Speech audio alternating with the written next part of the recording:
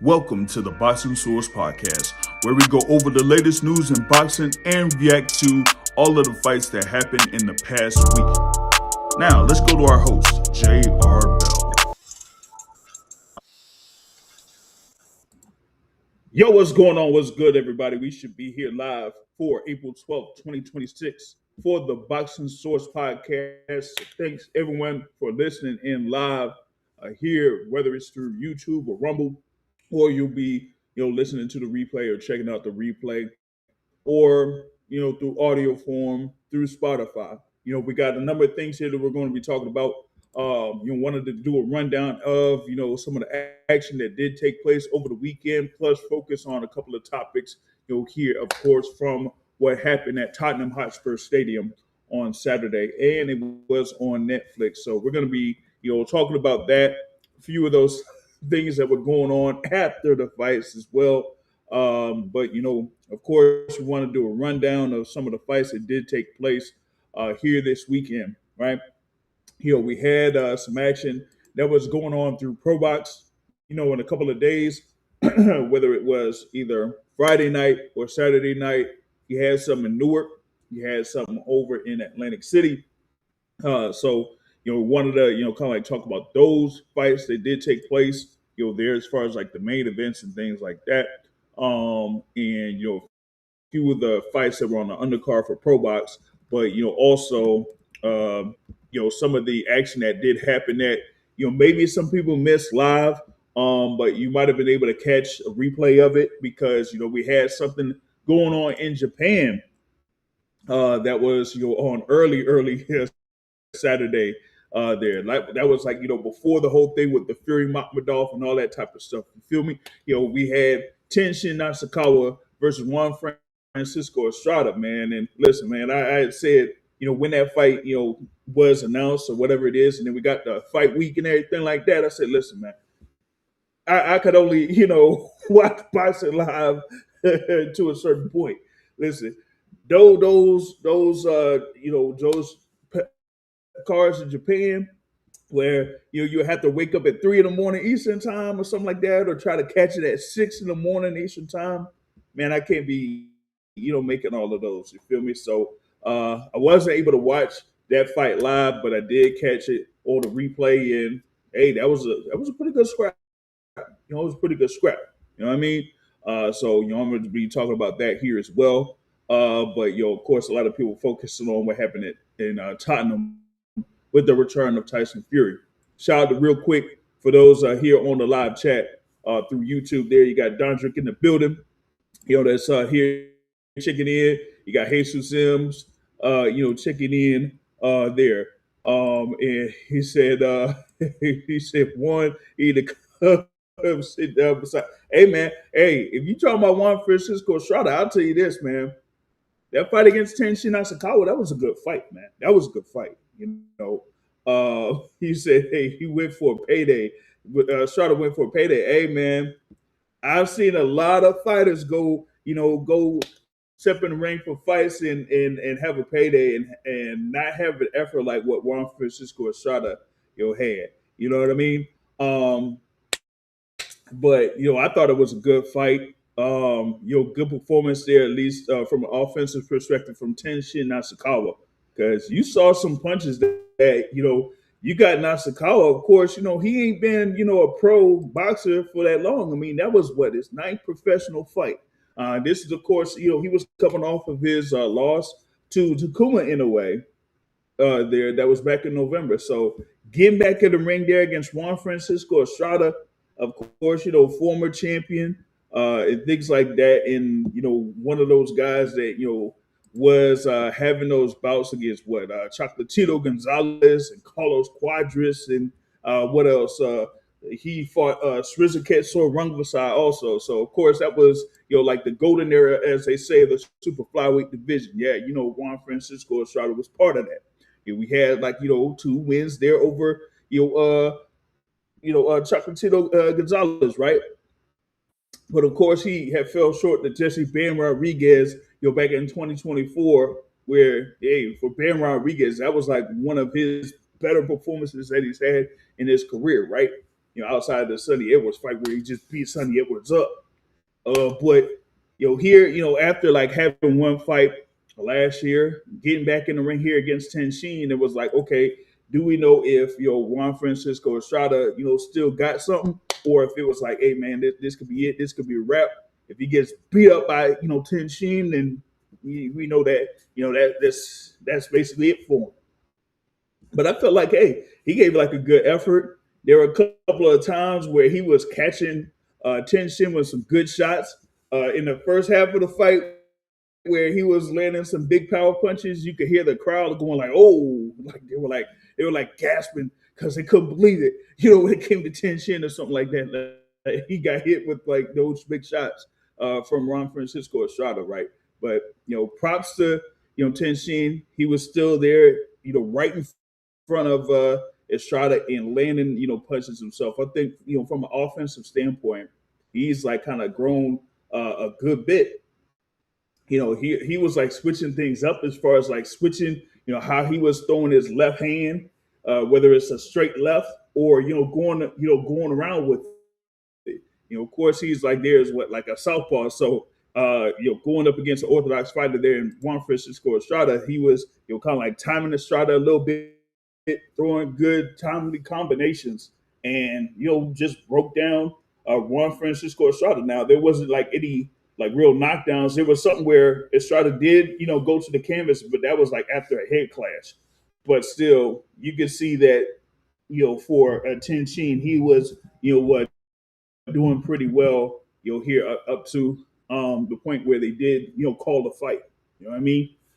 So that was it. There on that front. So I would say there with that, Ten Shing getting the stoppage victory there over Juan Francisco Estrada now at 8-1. I don't know if he's gonna get it back with Takuma Inoue. Of course, that is his lone loss that he's had so far in his professional career. But hey, like to have a guy that is coming from kickboxing. Of course, y'all know what happened in the exhibition that he had with Floyd, right? That he was able to, build this record that he's had so far, have wins over like Jason Maloney, Victor Santillan, and now Juan Francisco Estrada. They're looking to have, Ten Shin like, go right up the rankings so fast, and then see if they can get him in for a world title shot of some sort here. Outside of what he had with Inoue, because that was for the vacant WBC bantamweight championship. So that's what they had there. If y'all could check out that fight. See if you can get highlights for the fight or see the whole fight there on on online or something like that. You feel me? Now you're on the live chat. We had Jesus M asked a question there as far as like, did Flemings lose? And it said there that Flemings basically beat himself on that. Basically beat himself on that. So that's something there that we're gonna try to talk about here in a bit. But I'm gonna see here about something real quick, y'all. So this is what we're gonna do. We are going to see if we could get a few things sorted out here, on this end. So if you can, I'm gonna look about seeing if I can get these, these messages up. You know what I'm saying? So let's see here, because I wanted to see what was there on the chat, because I wanted to talk about that fight with Dwight Flemings Jr. because that was like on a co-feature bout, right? And I said that particular fight on that Pro Box card was going to be the fight of the night. I thought that was going to be the the matchup that people would basically watch for. You know what I'm saying? So that's the thing that I'm looking at. And I was saying like two undefeated fighters there. With Dwight Flemings Jr. Going up against what is it, Yan Marcos. So you had Marcos there, Cuban background, defense, working defense mostly there, and then mixing that in with some good offense. Yeah, Dwight Flemings Jr., who had about 10 knockout victories over the 11 total wins that he had going into this fight. The lone fight that he had that went to a decision, he had scored a knockdown in that fight. That was like March 1st of last year over at the Barclays Center, right? Yeah, I was out there. I basically seen that fight. So, that was like a good scrap that they had there. And man, everything like kind of picked up in the fourth round where you had Dwight Flemings get caught, with the shot that put him down to the canvas, right? And yay, it gave Marcos there a good lead there within that fourth round. But then turn around, there in the fifth round, and you had Dwight Flemings score a knockdown on Yan Marcos. So it just made it like be really, really tense there after 5 rounds. And that was like the midway point of the fight there for that. So from like round 6 up to round 10, like it seemed like a lot of things were like on the line right there, right? But for me, watching that fight live and then going to the scorecards, you had it a split decision, in favor of Yan Marcos, right? But for me, man, I felt like, hey, I didn't like, complain about that decision or anything like that because, as Dondrick was saying, Flemings beat himself in that fight. You know, there are times where, I mean, you have, of course, like styles where you have a fighter that might be fighting off his back foot, doing some things as far as like counter punching or whatever it is, right? While the other fighters there like moving forward. But I said this in a lot of fights where you do see those type of styles match up against each other. It's one thing to move forward, but it's another thing if you're able to throw punches while moving forward.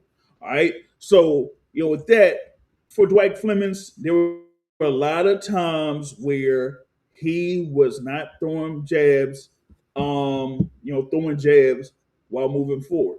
And at other times you can see that, hey, you know what? Yan was like, taking advantage of that and popping them with some shots and then moving away from the ropes or, being able to land combinations and move away. And a number of times the punches from Yan Marcos were sharper than what Dwight Flemings was doing. And if y'all were watching that fight, they're on ProBox or, you'll be able to see the replay on YouTube or whatever. You can see that Dwight Jr., his father trainer there, he was like imploring him, hey, you're gonna have to throw punches. You're moving forward, but you're not throwing punches. You're gonna have to do that. Here. This was like, around that 8th round or something like that, because you knew that at that point the fight was basically in the balance, right? So, for me, I didn't see, Dwight Flemings throwing that many punches. And if y'all seen the punch stats, after the fight, you could see that it was like visible that he was not very active there. And it was funny because at the start of the fight, the commentary team there, that was on for Pro Box, they were saying like Dwight Flemings plan on throwing a lot of punches in this fight, but you didn't really see that, So yeah, it was a split decision there in favor of Yan Marcos. So and that's the first loss for Dwight Flemings Jr. But hey, I'm gonna just say that some might say it's a tough break, but you can see if you watch that fight, you see those instances where Dwight Flemings will have be up close there, with Yan Marcos and not throw any punches. And it's almost like he has to get in close quarters for him to throw power shots. He was looking for a number of power punches to land. Sometimes they did, but it's another thing when you're trying to just look for one shot against an opponent, especially if you're not looking like you're very active while trying to get the shot that you want in order to land. So for Dwight Flemings, that is his first pro loss. Like I said, tough break for him, but sometimes when you're not doing what maybe you planned on doing, or something where your corner is telling you to do something, you're not quite doing it, then kind of like shows up on that. You know what I mean? You had that main event there, of course, with Vito Mielnicki Jr., of course, in the middleweight division against Omar Huerta. Mielnicki, now signed there with Samson Boxing. Some thought that he would have been signed with Zuffa Boxing, but as his coach and trainer there, Roddy Seal said, like, man, we know we ain't gonna be signing with no Zuffa, all right? So He had Vito out there going up against Omar Huerta.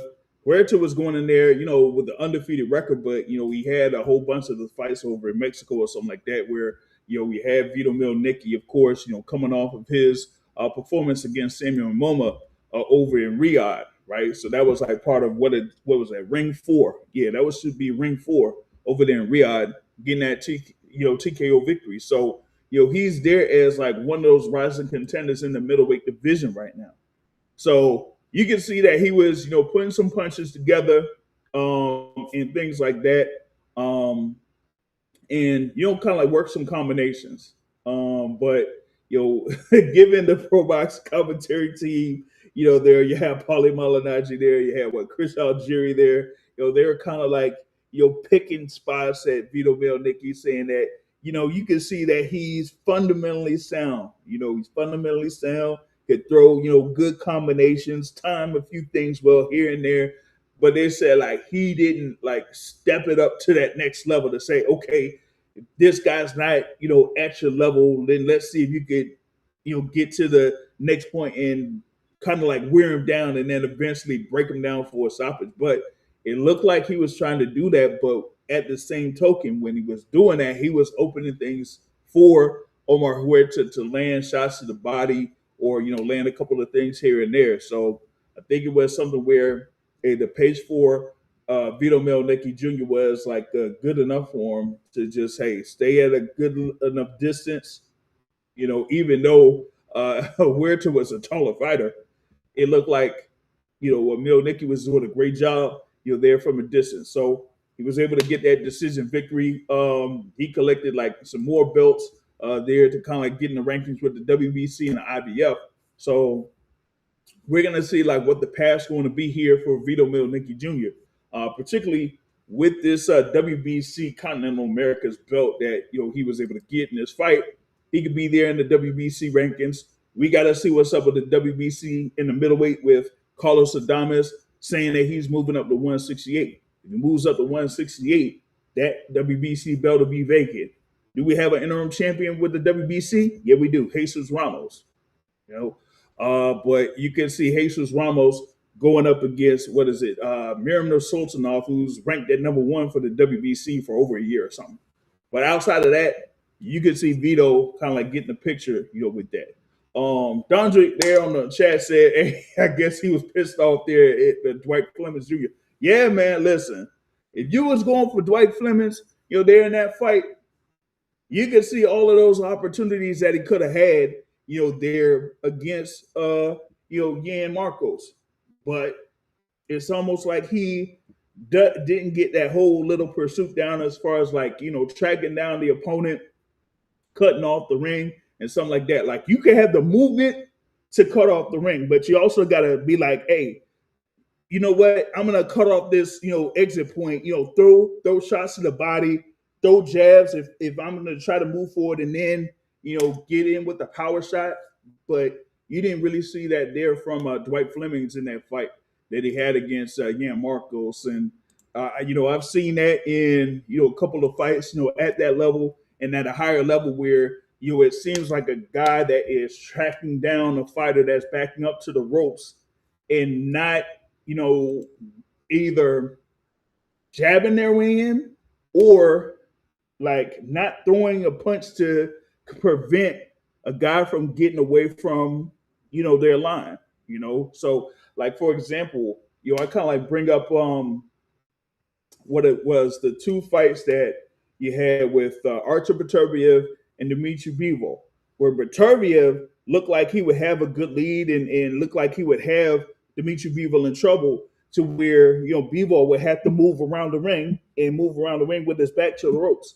But I'm saying like, hey, if you're going to have your opponent do something like that, don't give him that ability to move away from you. You got to throw that punch to where he's going to be moving to. So if he's moving to your right, throw the right hook. Moving to the left, throw the left hook, particularly to the body, because it's like, hey, it's one thing where you could a fighter could dip down, but you can't necessarily like get away if you're throwing or aiming towards the body, because if they're going to try to duck down, then either they get hit to the body or they're going to get hit upstairs because they're ducking down. But a number of times you do have some fighters that don't necessarily have that, down pat yet. You know what I mean? Yeah, like I said, could have hit to the body, where he was trying to go. You know what I mean? So I guess that's one thing that I guess Dwight Clemens will have to learn here as he moves forward in his professional career. But like I said, that was something where him losing that decision, yeah, it was a split decision, but it was just something where it looked like he could have had an opportunity there to win the fight and didn't take advantage of some of the openings that were there available for him. You know what I mean? Uh, Still a good fight nonetheless, though. Because props to both of those guys. You did have what else? Hayden Murillo versus Diane Butt. There as part of that fight card as well. Hayden Murillo, was able to get the win on that. And you had a few other decision wins that did happen on that Pro Box card. So that was like one of the joints that they did have there. And then the other fight card, I think the highlight of that other fight card that was on Friday, right, was the fight between William Foster III and Josephat Ortiz. That ended up being a no contest. But that was, of course, due to a head clash and everything like that. So, and, and with that head clash happening in like the second round, had like a bad cut and everything like that. And then after like 3 rounds, they went to the corners of both fighters. And then on one side there for like, William Foster III, they said, hey, you know what? It ain't going to continue. So they called that fight. And as a result, it ended up being a no contest. And, the corner, Josephat Ortiz, was like, really pissed off about that because they said, like, look, man, you could have at least went through a couple more rounds, seeing what you could have did. Hey, we had a cut too. We were able to control it, to a certain point. So they was mad. The corner of William Foster III was mad. And it got to a point where they said like one person from the crew of William Foster III threw a punch at Cornflake. I'm like, what? Like, hold on, man. First off, you had William Cornflake Makhmudov, right? He was a promoter for that fight card on Pro Box on Friday. But y'all know he's been there as a contender, in the fight game. So if anybody he gonna throw a punch at, how you gonna throw a punch at Cornflake? Come on, man. Like that was wild. That was insane. And they had like a few things going on like after the fight. After what the physicians were like checking both fighters out, it looked like they were meeting up like at the walkway, going back into the locker rooms. Man, it was like whole crazy part right there. You know what I mean? But yeah, but that was like one of those little moments there that you had. You had Francisco Varone getting a unanimous decision over Raul Garcia. They're in the super welterweight division, and you had Herbert Conceição against Johan Gonzalez. Like I was saying there with that one, Johan Gonzalez, of course, was competing at the 154-pound division, for some time before having this bout against Herbert Conceição Sosa. And yeah, you did have, Johan Gonzalez that was able to have the fight against Arslanbek Makhmudov back in December. But as I was saying, that was because of Janibek. It ain't really, the thing on Johan Gonzalez. Yeah, he was able to score, a victory over Jared Hurd last year, but we weren't expecting him to be facing Arslanbek Makhmudov. We were expecting Lara to face Janibek in the unification, but we all know what happened with Janibek. So ended up losing that bout, right? But then was able to get this thing here, a few months later against Herbert Conceição. Now he was able to knock down, Conceição in that one, but outside of that, he was getting outpointed for most of the fight, But it wasn't to anything to where like like he was getting overwhelmed. Johan was giving a good effort in that fight, but wasn't able to get the decision. You know what I mean? So yeah, it was a good night in Jersey, or pretty much like a good weekend in Jersey. You know what I'm saying? So I would say that a lot of action there on Pro Box. Shout out to the announced team. They went from Newark, and then had, I guess, a drive or something, or whatever it is, over to Atlantic City. For the fight cards back to back. And it's like a marathon of sorts, because you got to commentate for a whole series of fights that happen. On the thing for Friday at the Prudential Center, right? And then go over to Boardwalk Hall, for the next day. So that was like a marathon of sorts, a full weekend of fights on Pro Box that were within the same state, right? So you had those things on, for Friday and Saturday, right? I talked about the thing there with Ten Shin versus Juan Francisco Estrada. I gotta see if I could check something out here real quick, because I'm gonna be talking about, of course, the fights on Saturday, right? Because Tottenham Hotspur Stadium was, the scene there for the return of the Gypsy King Tyson Fury going up against Arslanbek Makhmudov. Yeah, it was like a 16-month layoff there for Tyson Fury going up against Makhmudov. Um, yes, Tyson Fury has been a former two-time world champion. Of course, winning unified titles when he beat Vladimir Klitschko over 10 years ago. And then, of course, having the WBC title when he defeated Deontay Wilder in their rematch. But we hadn't seen him since his two fights against Alexander Usyk. Now, the first bout that they had, to me, I said that back then in May of 2024, I felt like Tyson Fury ended up blowing that fight. Even with the knockdown that he suffered, he ended up blowing that fight, because up to that point, he had basically been dominating Alexander Usyk. But once that, he kind of, I guess it was something with the energy level or whatever it is, he ended up getting caught. And then those last few rounds looked like he kind of like, kind of like slipped up, there. And that's how he ended up losing that first fight. The second fight, it was like 8 rounds to 4. Talk about much less of an effort it was, because he came in much heavier in that rematch. So we got to see how it is. Dodger said here on the chat, he said that Fury is built like Milton ice cream. Oh my God. Oh man. Oh man. You know what I'm saying? Um, but yeah, he did have this fight here, against Arslanbek Makhmudov. A lot of people expected him to get this win over Arslanbek Makhmudov, and that's what he did. He did get a unanimous decision over Makhmudov. Um, the scores were two scores of 120 to 108 and one score of 119 to 109. Now, that 119, 109 is basically the first round, I would say, because it was like Fury just, kind of like used his reach or whatever it is, and kind of was backing up. And while he was backing up, he was getting hit with like winging shots from Makhmudov, because that's all Makhmudov was doing. He was like moving, and you know what I'm saying? Hitting and throwing punches, throwing winging hooks, right? So it was more like, Tyson Fury getting rounds in and almost was basically in cruise control. But I'll say this: Tyson Fury does have those instances where he slips up.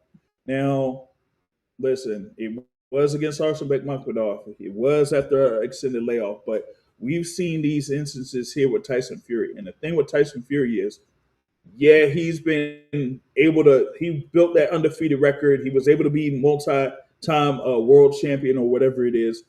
But at the same time, he has been knocked down and been put on the canvas on multiple occasions. So it's not like, a flawless fighter that, when he ended up having that loss to the first loss to Alexander Usyk, it was like, oh my goodness. No, he's had those instances where he slips on defense, gets caught. Hey, it's the heavyweight division. Yeah, you do see that.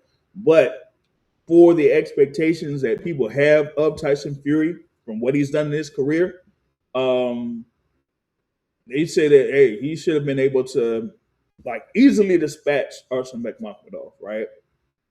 Not to the point where he's a guy that can, score one punch knockouts. Fury don't do that. But he has the instance where he could, pepper up, his opponents and land some uppercuts, and you kind of like see the speed from his shots when he throws. But it's like he doesn't necessarily put punches together, and it's still at the end of the day, he's still around what 6'7" to 6'9", right? And with guys that are like that height in the fight game, it's not like you can really be what I say upright of sorts. You still have a little bit of balance issues, and you're seeing that in this fight. Sometimes, even when Fury looked like he was building up to really hurt Arslanbek Makhmudov, he was the one initiating a clinch, not Makhmudov. Is there was like one point, like in the second half of the fight, where either like he landed a good uppercut on Makhmudov, and he looked like he still was leaning forward and was in a clinch, and it was like before the end of the round. And I'm like, man, that ain't a good look.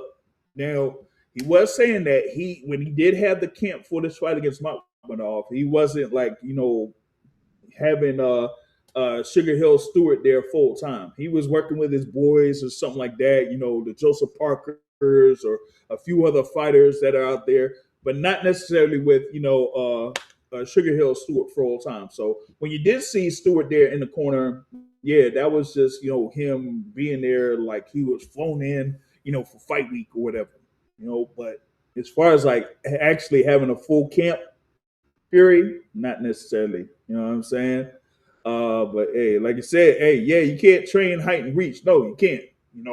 Um, but it's one thing to kind of like make it to the point where, like, say for example, you got, as we talked about some time back or a few weeks back, you have like a Sebastian Fundora, at super welterweight, or you have like a Rafael Espinoza there at featherweight. Guys that are very tall for their weight class, and make have it be a problem for anybody within their weight class.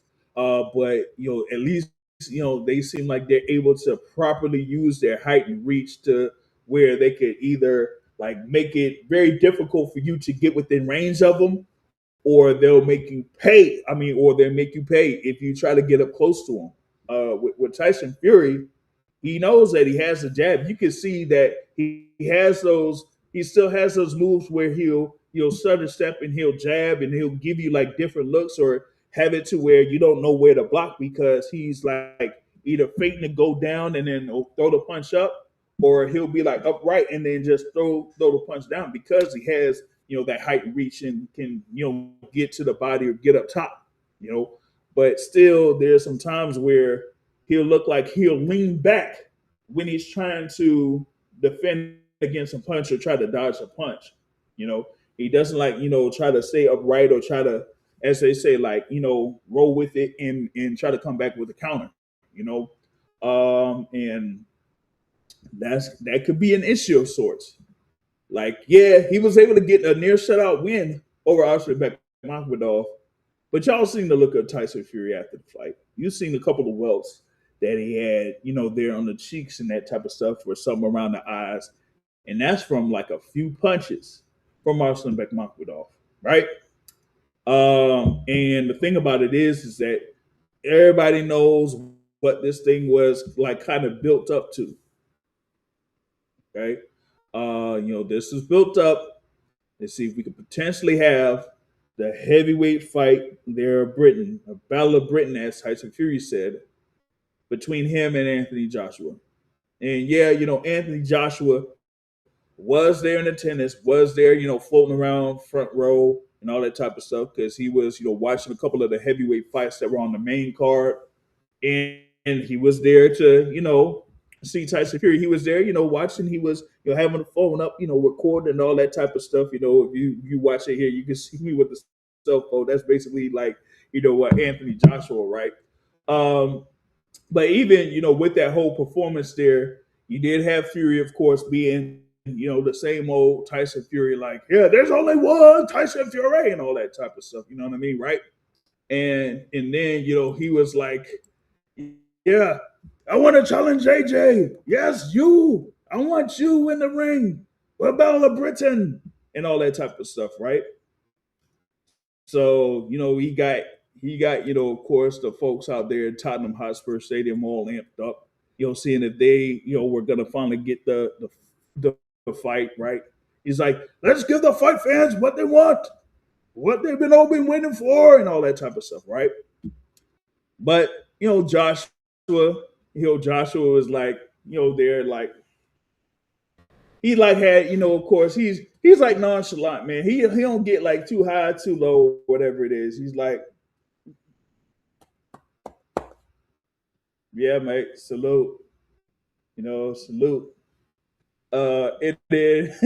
It pretty much like had AJ on the mic, and he's just there. He's almost like leaned back in the chair, and he's like, "Listen, yeah, I see you want to challenge me for a fight, but I'm the landlord. I'm the boss. You know, I tried to challenge you, yeah, for like the past 10 years, and you didn't want to fight me. Now, listen, when you're ready, then and you're ready to fight, we'll work it out and we'll have a fight. Tonight, this is your night. Props to you. But if you want to step in the ring with me, you're gonna have to agree to my terms." So Joshua is basically like, all right, you could talk all you want to talk, but once, hey, if you really about it, then we send the contracts out, we send the terms out. If you sign up for it, cool. If not, then he ain't really gonna be all about stepping in the ring and all that type of stuff. Because if it ain't signed, if it ain't agreed to, all of that type of stuff, then he ain't gonna be with it. I was talking about that. Right after the fight, I said, listen, don't be surprised if this fight ain't gonna be next. Mainly because it's on the call of Anthony Joshua, man. You know, I said it. I said it right after the fight. It's funny because you got all of this stuff going on through Ring or Selah or Riyadh season or Zufa or whatever you want to call it, TKO, whatever, right? To where they're saying, hey, we're signing this fighter, we're signing that fighter, we're making this fight, we're making that fight. They're doing this, they're doing that. But at the end of the day, it seems like there's one fighter that they've been dealing with ever since they've kind of like been involved in boxing, that they can't tell them who they're gonna fight, and that's Anthony Joshua. You know what I'm saying? And he said, yeah, Roderick said, like, yeah, AJ tell him and Turkey to kiss the ring. Yeah, exactly, the Dondra. You know what I mean? Because if y'all were watching it on Netflix, right? As far as like the full card, there was like one point before the Fury-Makhmudov fight that they had Turkey LLC, talking with the guy that was like the ring correspondent there, right? And Turkey LLC was talking about the event in general and everything like that. And then the guy was like saying, hey, it looks like, we might be having a little bit of a surprise coming up, right? And then Turkey was saying, like, to a certain extent, like, yeah, we got, things going on. We have some plans and everything like that. But it looked like he kind of jumped the gun, or he kind of like leaked something there in that conversation before the Fury Makhmudov fight. And he said that he would have Anthony Joshua involved, but he was saying that Joshua would be fighting in Wembley. And I'm like, okay, if Joshua is going to be fighting in Wembley, why would you kind of like let people know that at that time before Fury's having his fight? That at least gave me the indication that, hey, if Joshua's going to be in the ring, the next time that he's in the ring, he'll be in the ring at Wembley. But I don't think it's going to be against Tyson Fury next. I think he's going to have one fight, and then after that, go up against Tyson Fury. But it's a lot to kind of like have it to the point where they were amping it up for a potential face-off between Fury and Joshua that would be there at Tottenham Hotspur Stadium. But like you weren't necessarily going to have that. You know what I'm saying? Um, Now I've had a couple of folks say that because Fury called him out and Joshua didn't say yes right off the rip that Joshua's not even entertaining a fight with Tyson Fury. But wait a minute, didn't we have Anthony Joshua last week in the front row for Derek Chisora versus Deontay Wilder, and Wilder was the one that ended up winning by decision. And then when Wilder and Joshua like kind of crossed paths after that fight, and they gave daps, and Wilder was like, let's do it, and Joshua just shrugged them off. So it's like, okay, who is he going to be fighting? He can't fight, Wilder and Fury at the same time. So it's more of something where it's like business. And it's funny because I think people still don't understand like the status of Anthony Joshua in the landscape of boxing. He's kind of like Canelo in that it really doesn't matter like, who Canelo fights, if he wins or loses, as long as people still buying the tickets, as long as people still, getting the pay-per-views or whatever it is, he's the one that basically calls the shots, you know. Like even with Canelo, I bring up Canelo. Remember when he went up to fight Dimitri Bivol and ended up losing to Dimitri Bivol, right?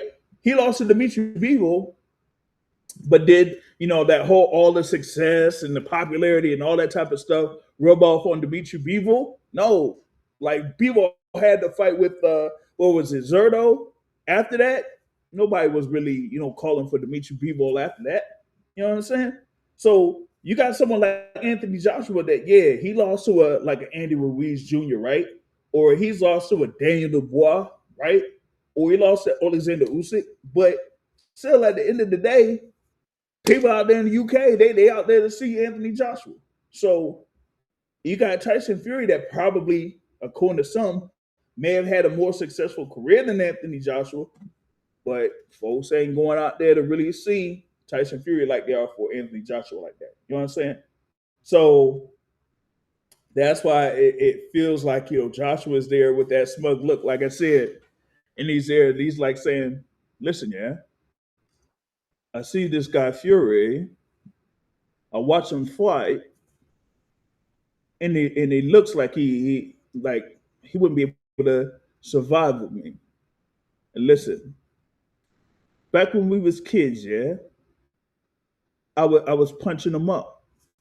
Now I'm gonna take him out." Or something like that. You know what I mean? So you ain't gonna get like, how we saw Fury there. Listen, your big Dawson and all that type of stuff. You ain't gonna get that or that term, the S house. I ain't gonna say it here on the podcast. There's like a couple of things here that y'all say, but yeah, we trying to keep it as PG as possible. So I ain't gonna say what that S house that Fury likes to say. Listen, mate, or whatever it is, right? But you got Fury that's like amped up when he is on the mic or something. Or you got someone like a Deontay Wilder that's like, of course, bomb squad and all that stuff, right? But Joshua ain't like that. He's never been like that.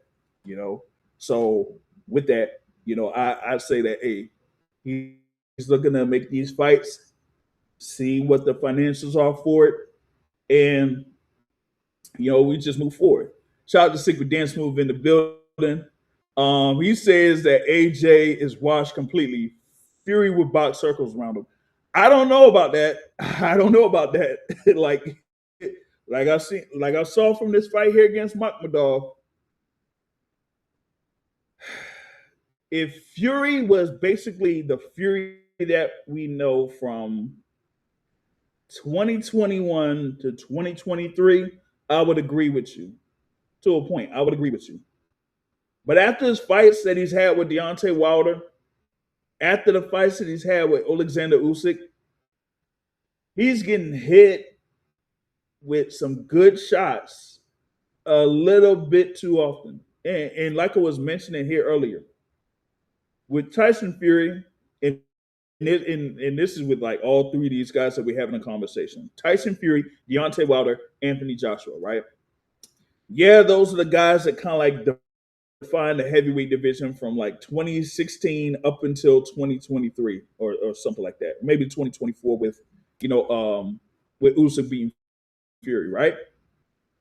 But all three of these guys have suffered knockout losses, basically. To a certain extent, with the exception of what Fury, right? So Fury has been one that hasn't suffered knockout losses, but he's been knocked down on multiple occasions. You know what I'm saying? So at this point, as they say, it's a heavyweight division. Anything can happen in the heavyweight division. So a fight between Fury and Joshua at this point, I don't know what would happen. I don't know what would happen there. Um, yeah, so that's the thing about it. You know what I mean? What you said, at least Fury boxed the real boxer. Not a, okay, here's another one. Here's another thing, right? Man, I wish I could post this thing up, man. I don't know what's going on with this thing on the back end, but I'll have to see if I could like get it fixed on that frame. But I want to kind of like go into that because someone like brought that up earlier in reference to Anthony Joshua, right? And they complained about Joshua having a fight with Jake Paul. Okay, y'all know what the circumstances were for that. Anthony Joshua gave Jake Paul a solid because Jake Paul was supposed to fight Tank Davis. Since that fight didn't happen, that event, that type of money being on Netflix, that was out the door. So, hey, Jake Paul MVP, they were looking to see if they could get something at least by the end of that year and see if they could find somebody that would be able to take the fight. Joshua did that. Okay, that's cool. So that's basically a solid, right? But you also got to take into account, right, that Tyson Fury, as a WBC champion, fought a guy for the WBC belt that didn't have a pro fight, not one, not one. So with what is it basically like a pro debut or whatever it is that you almost or you basically had the WBC belt. They really tried to make that happen. It wasn't fully approved, but he as a WBC heavyweight champion fought a guy in 2023 in his pro debut. Okay, so it is what it is on that. You know what I mean? So yeah, Fury fought Ngannou, right? In Ngannou's pro debut. And what ended up happening? It ended up being a split decision in favor of Tyson Fury, where Fury got knocked down. What happened in Ngannou's next pro fight? He fought Anthony Joshua. What ended up happening in that fight? And Ngannou got knocked out. So that's the whole thing in reference to this as far as like Joshua fighting Jake Paul and Ngannou and all that type of stuff. That's all about money and that's the pro game. All right, because if it's something where folks are trying to make money of that type of thing, if it's lucrative enough, if the money's out there and they feel like they could take it, then they'll do it. You know what I mean? So it ain't really about. In a lot of cases, it's not really about legacy. It's all about money. It's still prize fighting at the end of the day. You know what I mean?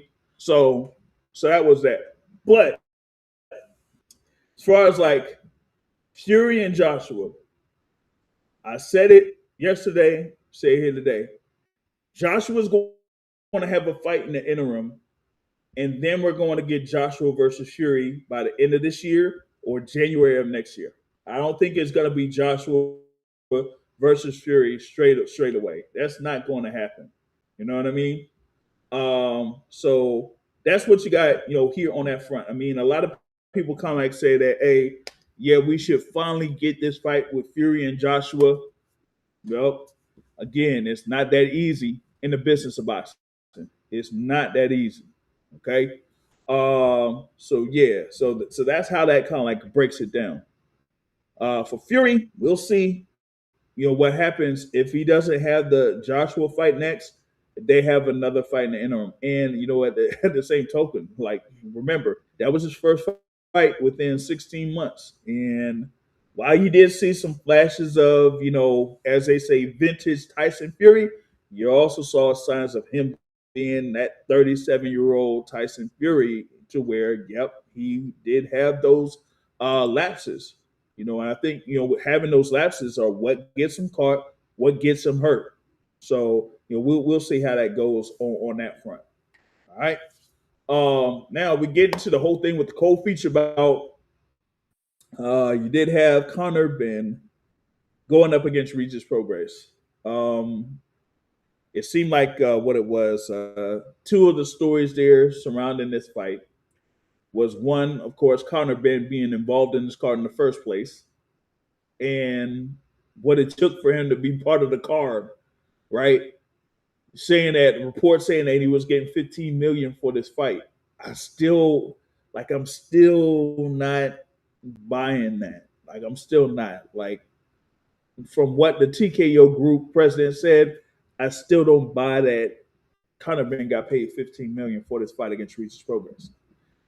The other thing was, going into the fight, the rumor was that Regis Prograis was injured and that he might not make it out to fight Conor Benn. That was the story during fight week. But Prograis was saying, no, I'm good. I'm able to fight. I'll be ready, on Saturday. I'll be ready at the weigh-in, all that type of stuff. And he was ready at the weigh-in, weighed in, within that 150-pound limit, and was there for Saturday for the fight against Conor Benn. Now, for Benn, of course, he was coming off of his win over Chris Eubank Jr. in the rematch last year. And this fight against Regis Prograis, man, I don't know what to make of it. A number of people, after watching that fight, Conor Benn getting a unanimous decision win. He says he wants to, compete at welterweight. Remember, he hasn't fully fought at the welterweight limit since what, 2022 or something like that. Like, I mean, he had the whole little fiasco with Chris Eubank Jr. when they were originally supposed to be fighting each other, which made Conor Benn be banned from the UK for a couple of years. And as a result from that, he had to fight over in the US. So he had one fight in the US in 2023 and then another fight in the US in 2024. And then he was able to get the fights with Chris Eubank Jr. But even in those two fights that he had, those weren't at 147 pounds. They were above 147. So he hasn't had a full-fledged welterweight fight since fighting Chris Van Heerden in 2022. Now he's going up here against Regis Prograis, who has been a two-time champion at 140 pounds. Not at 147, at 140 pounds. And you're having him have his first bout above the 100 and, well, kind of like the 147-pound limit, because Regis did fight Jojo Diaz, but Jojo Diaz. All right. So Conor Benn, you would have thought that Conor Benn coming down from like 160, competing at around 150, being able to rehydrate to whatever it is, that he would have been able to, I guess, seriously hurt Regis Prograis. I guess that would have been the expectation. But we didn't necessarily see that. Not only that, we've seen a couple of times where Conor Benn was getting, touched up a little bit. He did have a cut around his eye in this fight. But outside of that, wasn't in very serious danger. But given the expectations of maybe a number of fight fans for Conor Benn, and maybe given what Conor Benn talks about for himself, that he could compete against anybody in the welterweight division, then maybe he should have easily dispatched Regis Prograis. But he didn't do that. Okay, it did go the full 10 rounds, and it was able to get unanimous scores of 98-92. All right, but he's saying, hey, listen, I'm ready to compete at the top of 147, and I'm ready to go after those guys that have world championships at 147. All right, so who do we have as world champions, right? We got Devin Miles Haney, WBO. We got Ryan Garcia, WBC. All right. Well, we got Lewis Crocker there, with the IBF, and you got Rolando Rolly Romero with the WBA, right? So out of those guys or whatever it is, who would Conor Benn be able to fight and be able to beat? That's the question. Who would Conor Benn be able to fight for a world title and be able to beat right there? Would it be Devin Haney? I think people would favor Devin Haney over him. Would it be Ryan Garcia?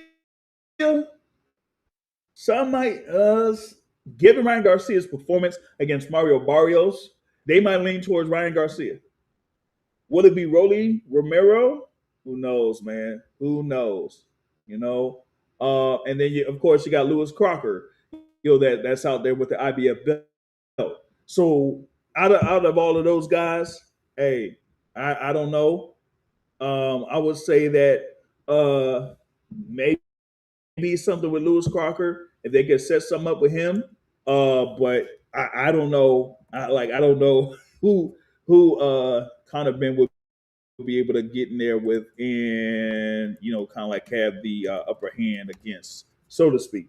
Now he was saying that he wants that opportunity against Ryan Garcia.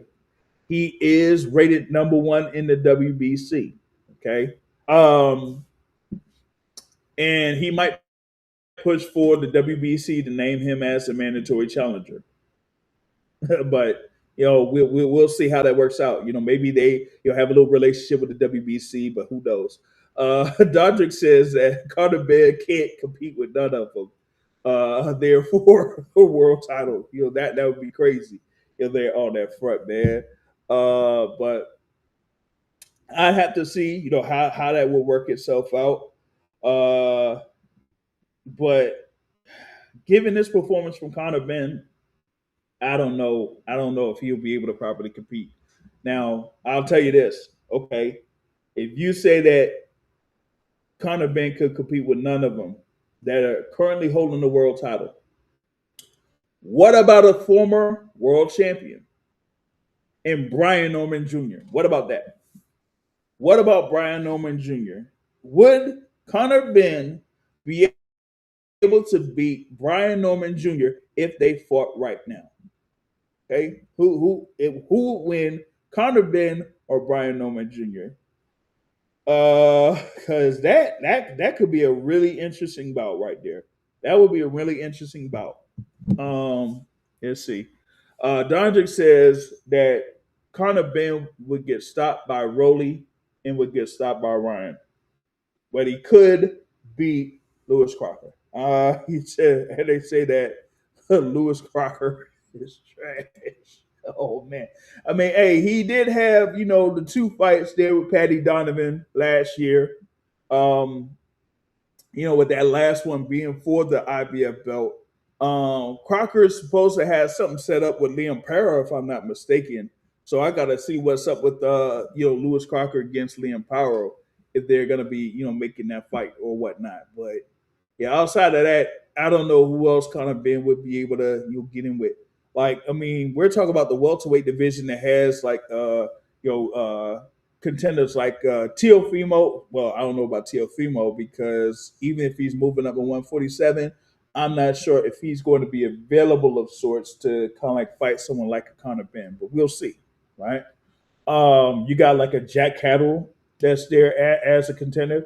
You got Iamana Stanionis there that is, a former world champion himself, So, and as I mentioned, like, Brian Norman Jr. is former WBO welterweight champion. So if you have Conor Benn against the likes of those guys, who would you be able to favor, in that fight? You know, uh, so that's the thing about it. Oh, he says Dondrick says that Paro is gonna beat Lewis Crocker. Hey, that's gonna be so. Hey, if Liam Paro, wow, wait, if Liam Paro would end up beating Lewis Crocker, right? Then that would mean that he would be the two division world champion. That's right, because he did beat Super Matias at 140.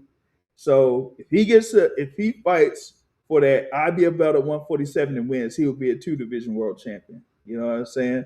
He's saying that Paddy Donovan is British level at the most. Yeah, man. But Dondrick, we saying that Brian Norman would stop Conor Benn. Mm, that would be ooh. Mm. See, yeah, you would take Liam Power over Lewis Crocker. Okay, okay.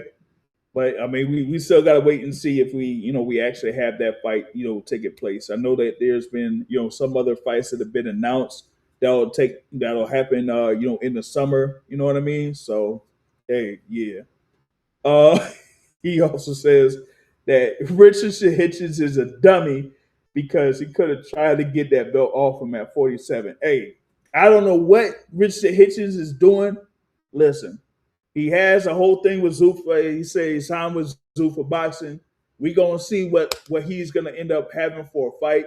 If he's gonna fight at 140, if they still are trying to make that fight with the mandatory Lindolfo Delgado at 140, or if he's saying, "Listen, man, like I've been working too hard to try to make this rehydration and move up to 147. But if you move up to 147, then okay, what are you gonna do under Zuffa boxing? Like I don't know, man. That's kind of that's kind of I don't know what I don't know. Just being real with y'all, I don't know what's up with Richard Hitchens on that. But y'all know what it is. He said, "Keep Connolly, hey, you see what it is, right?" Um, damn. You're saying that Secret Dance Move says the Netflix boxing is trash. They haven't given us one decent fight yet. And I include Canelo versus Bud in that too. Are you including all the fights on Netflix? Because if you're mentioning Canelo versus Bud, are you mentioning other fights within that card? Because there's one fight on that card that was a clear fight of the year candidate. So are we including that? Oh, you said Serrano versus Taylor. Actually, that wasn't. Well, yeah, because that was part of the Jake Paul Mike Tyson. So yes, Taylor Serrano, their rematch. Yeah, that was part of it. So, but yeah, with Conor Benn, I like to see what he does here in the welterweight division, particularly what his next fight will be in the welterweight division, and given this situation because they said that the fight with Regis Prograis was a one fight deal. So now, after all of that, they say he is a free agent once again. So Conor Benn being a free agent, then okay, what is his next move going to be? Who is he going to, I guess sign with or whatever it is, and who would be his next opponent? That's going to be something there that we're going to wait out and see.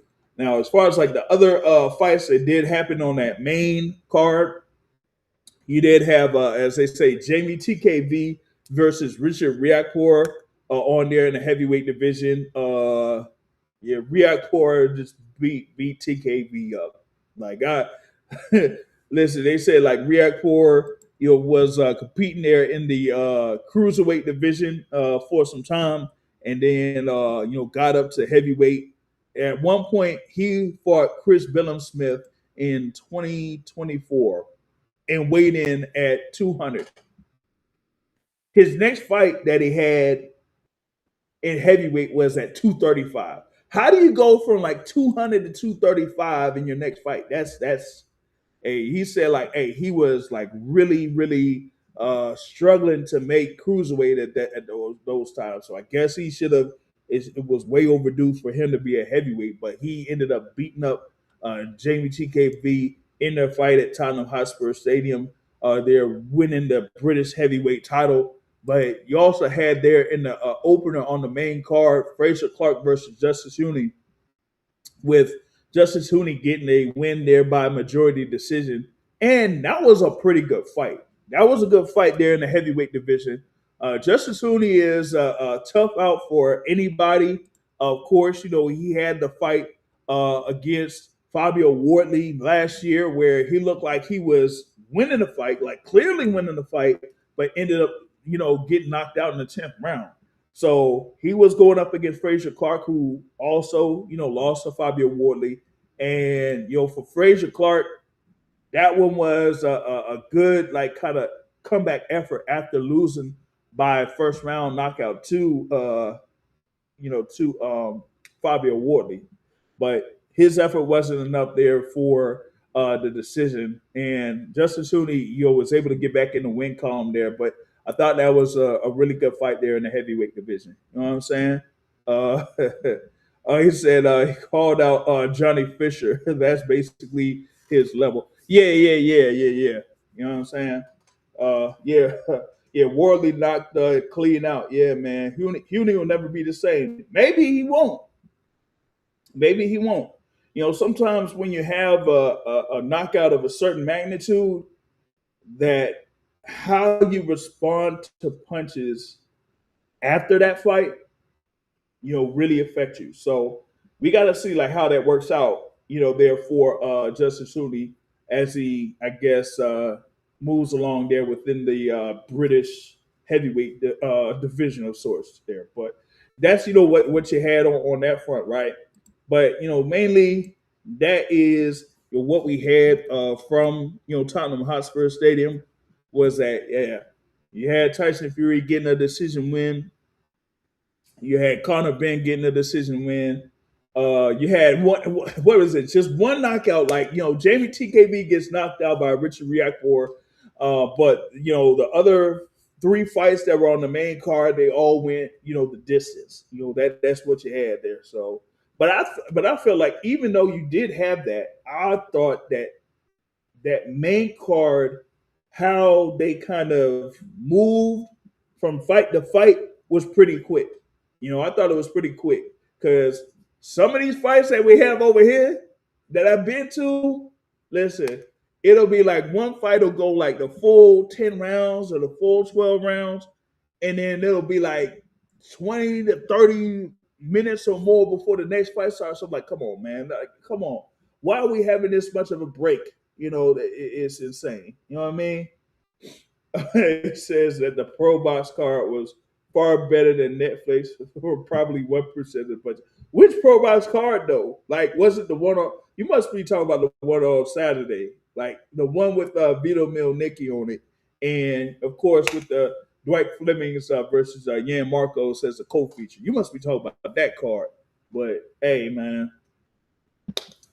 But yeah, the thing for Netflix with them having those fights, be almost like back to back. That was good on that front because I've been at fights like for example, what it was Tank Davis versus Hector Garcia, where like every fight outside of the main event went like the full 10 or the full 12 rounds, and that whole event or that fight card didn't end until like about 1:30 or 2 a.m. Man, it was insane, man.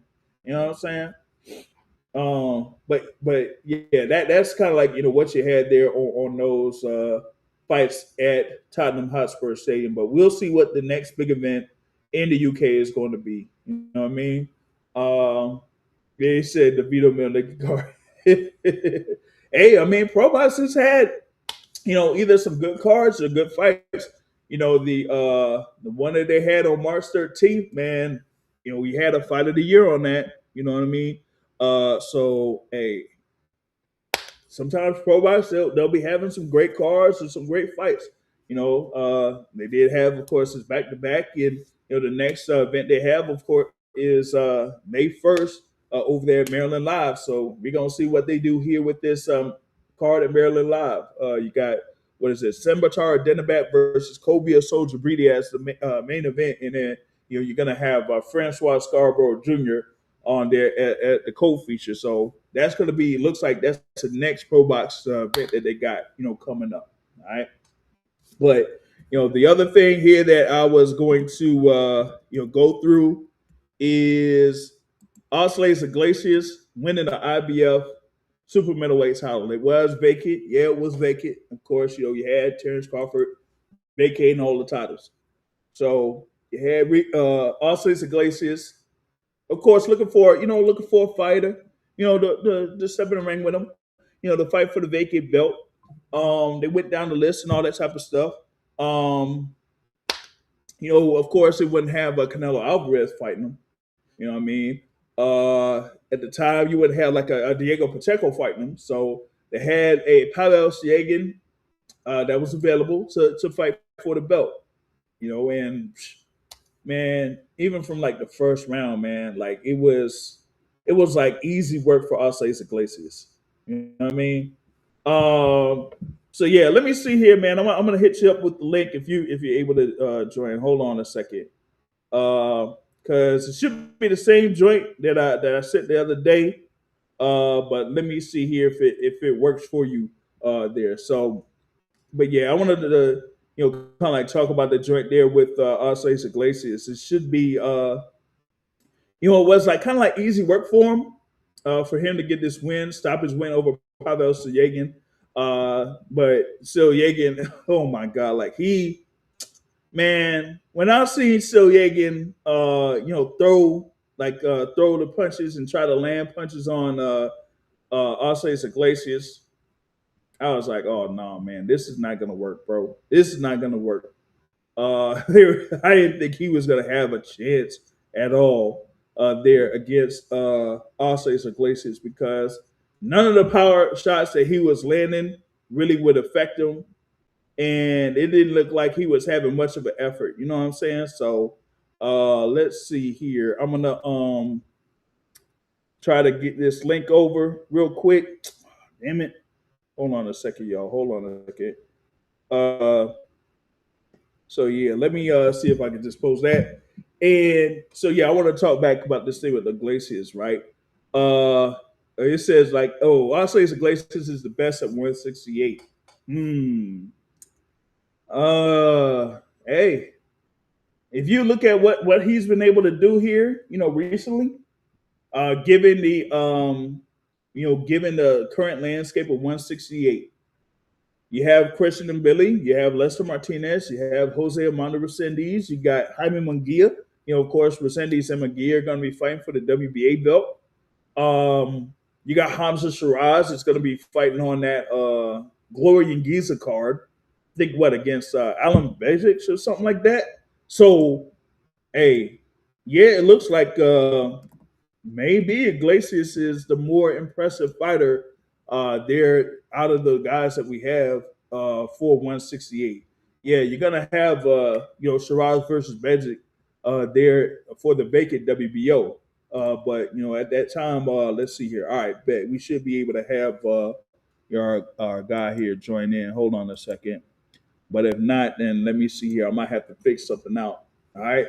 So yeah, you do have the thing there with Iglesias being impressive there, but as I was saying, we gotta like see what he's gonna be able to do here for his first defense of that title. So what we're going to have here, hold on, let me see if I could try this thing here, right?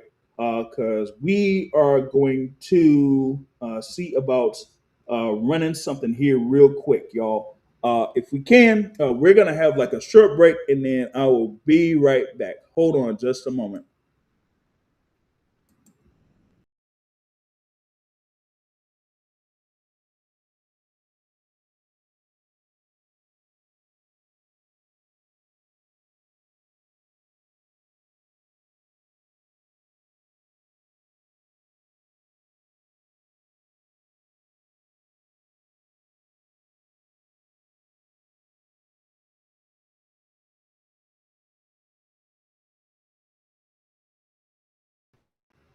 All right, should be back here. We should be back on and everything like that. Yeah.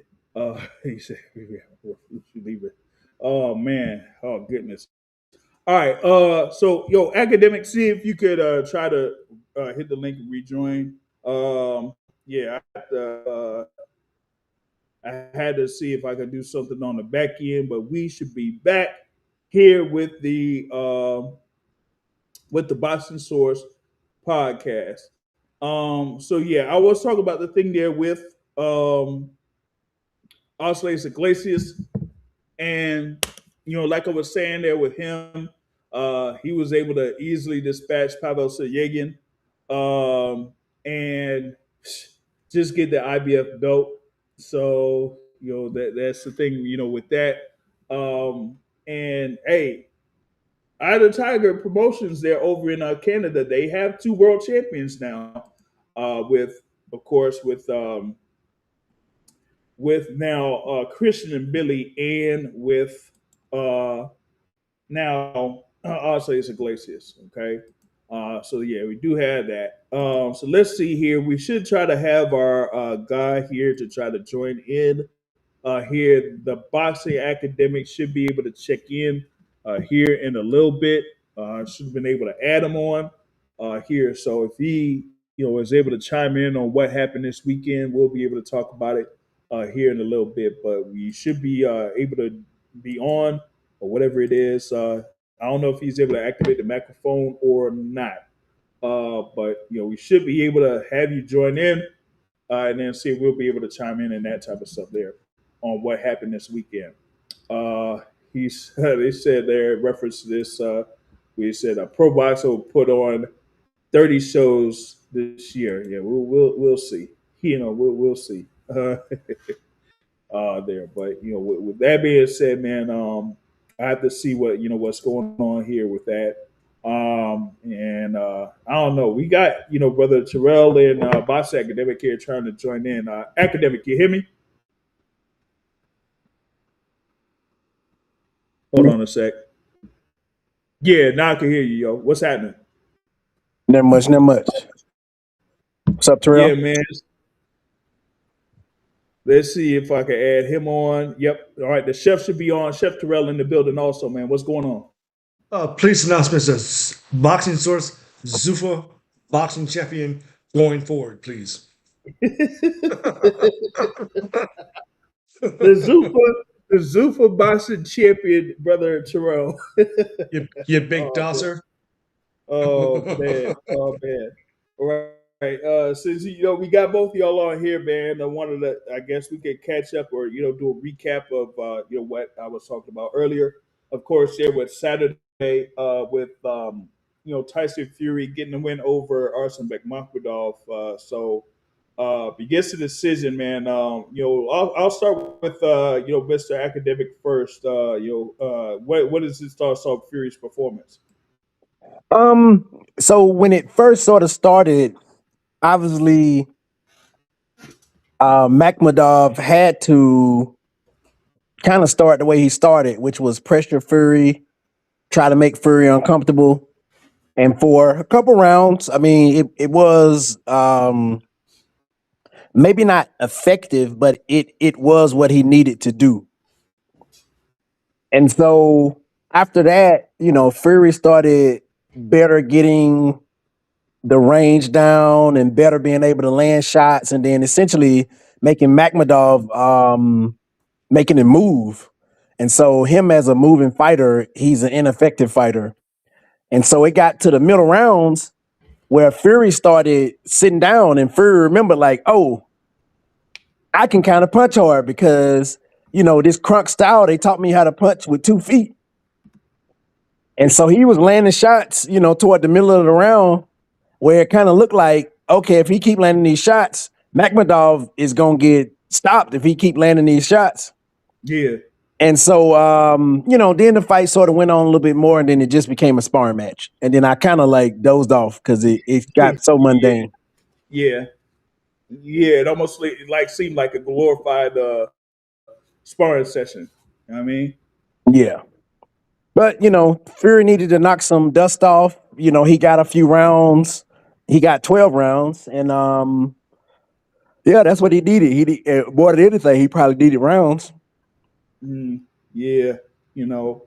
I, to his point, I didn't understand that a fight that didn't have a title involved would be 12 rounds. But I guess given, that is Tyson Fury and how much he would, kind of like request for fights that they make it, 12 rounds because of that. So, for him, he was able to, I guess, shake off a little bit of rust, but I felt like he had a couple of lapses of sorts.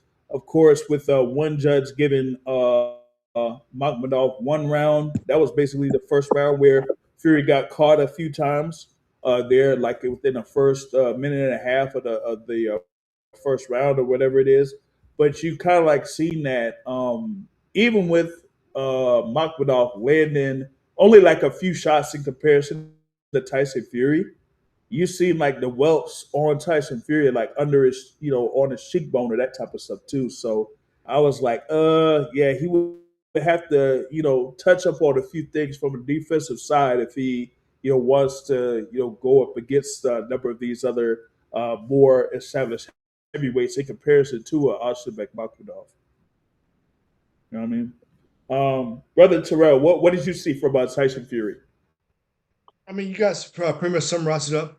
It was pretty much a glorified sparring session, right? Makhmudov, I mean, I didn't see any clear path to victory on his part at all. I mean, honestly, if he was about the same stature as Fury, Fury definitely would have gotten him out of there. Yeah. Makhmudov, the bear wrestler, the bear whisperer, as they call him, and that proved to be nothing. Right. That's definitely not a skill set. But Yeah. really, this dude is, as we say, he's big for no reason at all. Yeah. You know, I mean, as been proven throughout the years, skills pay the bills. I mean, it's funny. You look at Tyson, right? Tyson Fury. He Mhm. definitely is not chiseled. Never will be chiseled. Definitely would never look the part. But despite that, he does have skills. He's shown that throughout his career. He's shown that throughout his fights with Wilder and even people outside of Usyk, right? He Mhm. does have skills. And in this boxing game, you do need to have skills, your basics, your fundamentals, your jabs.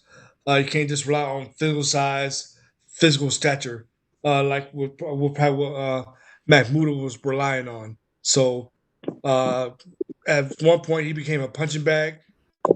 If Fury had a little more power, he definitely would have gotten him out of there.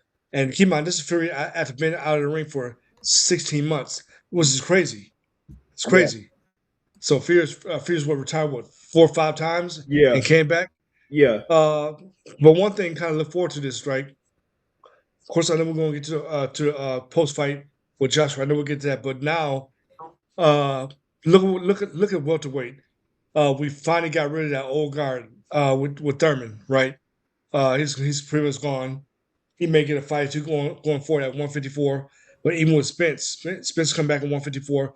But pretty much the old glory days we had 147 with Sean Porter, Danny Garcia, Spence, even uh, Crawford on the Crawford. outside being with Topic at the time. That era is now pretty much gone now. And same thing with heavyweight. Look at heavyweight now. You got your outliers like Chisora. I forgot the Dylan black guys. White, Yeah, like Dylan Dylan White. White, Uh, Luis Ortiz. yep, yep, yep. That old guard is slowly coming to an end, right? And Mhm. now we're quietly ushering the new era with Atama. I forgot the other guy's name. Bobby Wardley. Yep, You know, yep. So with we're Daniel now coming to a Dubois, new stuff era like that. You with know what I new mean? guard. Like So we could have had an American heavyweight be part of that in Jared Anderson, but his train got derailed. Over in that bout that he had in Los Angeles. But that's JR, late. That's late can you for him. pull up the Keith Thurman video? what's that? Can you pull up the Keith Thurman video? I'm gonna see if I can. Um, I have to like see if I can get. Let me see if I find the link on that, and then once I do that, and then I'll be able to pull it up, so we'll be able to play it. Yeah. Okay. All right. Yeah. So yeah, once I get that queued up, we'll be able to play it here, and then talk about that later on here. But you were talking about that the old guard that we have, and I talked about that era, the Wilders, the Joshuas, the Furies. They're kind of like on their way out. Yeah, definitely. I But mean, on the other there's side, still a couple good you fights have out it. to be made, but I said Mhm. now the old guys going like your Zhang. even Joseph Parker to a degree. I'm not saying he's done, but so who's the new guard? Atama, Fabio Warley. I'll Yeah, even like if I you get Cabello maybe. You know what I mean? yeah, oh yeah. And I'm still keep Daniel Dubois in there for right now. Hmm. He's still a good name in that division. So, you know, Yeah, we got to see what Daniel Dubois does here in his bout against Fabio Warley for that WBO heavyweight championship. Someone was saying here, they said that Warley versus Dubois will have more excitement in one round than both the Fury fights and the Conor fight put together. Yeah, because they're pretty much at a much younger point in their careers. These guys, Conor and Fury, they were way past that level of expertise there on that front. You know what I mean? So yeah, so that's what we Turkey got. hates that. You I hate know Turkey. what I Wow. mean? I mean, yeah, hey, in some instances where we kind of like makes fights, and some other fights it may not make sense or whatever it is, then you got Turkey saying no, you fight this guy, you fight that guy, you. So if you have someone that's kind of like got into the boxing game and try to affect it like how they affected golf, as far as like Saudi is concerned, because that's basically what they've been doing. They've been like incorporating sports into like their tourism for Saudi Arabia. So they put in money towards golf, they put in money towards soccer, some other sports. So boxing has been their latest one that they've been able to continuously be involved with. So and now it's kind of like branched over to where now you got Turkey being involved with Ring Magazine and buying Ring Magazine and kind of like having an effect on the sport of boxing that many could say is a negative effect there for the sport of boxing. You know what I mean? As Don Jakir saying that Turkey just be trying stuff. You know what I mean? So so you do have that, I man. mean, Um, look at the undercard with Conor Benn. yeah, There's no way he's been making that kind of money for that fight. No yeah. way. Yeah, so yeah, let me see here. Yeah, I almost got this thing here queued up with Keith, the one time Thurman here. So we'll probably have like that segment there for Keith Thurman here in a little bit. But just wanted to get also y'all thoughts on Conor Benn and his fight against Regis Prograis, because I didn't mention earlier, what was happening after the Ben versus Prograis fight with that decision. Oh, so So no, no. on that one, I didn't get to see the fight. I just kind of Okay. trying to get you guys' opinion on that during the chat. So I get to see if I mean, by now I've already read some articles about it saying it was a very underwhelming performance. Hmm. Uh, but basically, I mean, in it looks like they're just trying to boss out to get a fight with Ryan Garcia, and really, I don't think that he can beat Ryan. I don't think he could. I don't. Yeah. So, my thing with Conor Benn, as I was mentioning, I expected him to, have I guess, a fairly easy bout against Regis Prograis. This Regis Prograis is, of course, like well past his prime. Yes, he had been a two-time world champion at 140 pounds. But given his performance that he had against Jojo Diaz, it's like, nah, that ain't it. And yeah, he fell short against Devin Haney at one point, and then when he had his bout against Jack Catterall, I thought that was going to be it for Regis Prograis. At least I felt like Regis Prograis said that it was going to be it for him. You know what I mean? So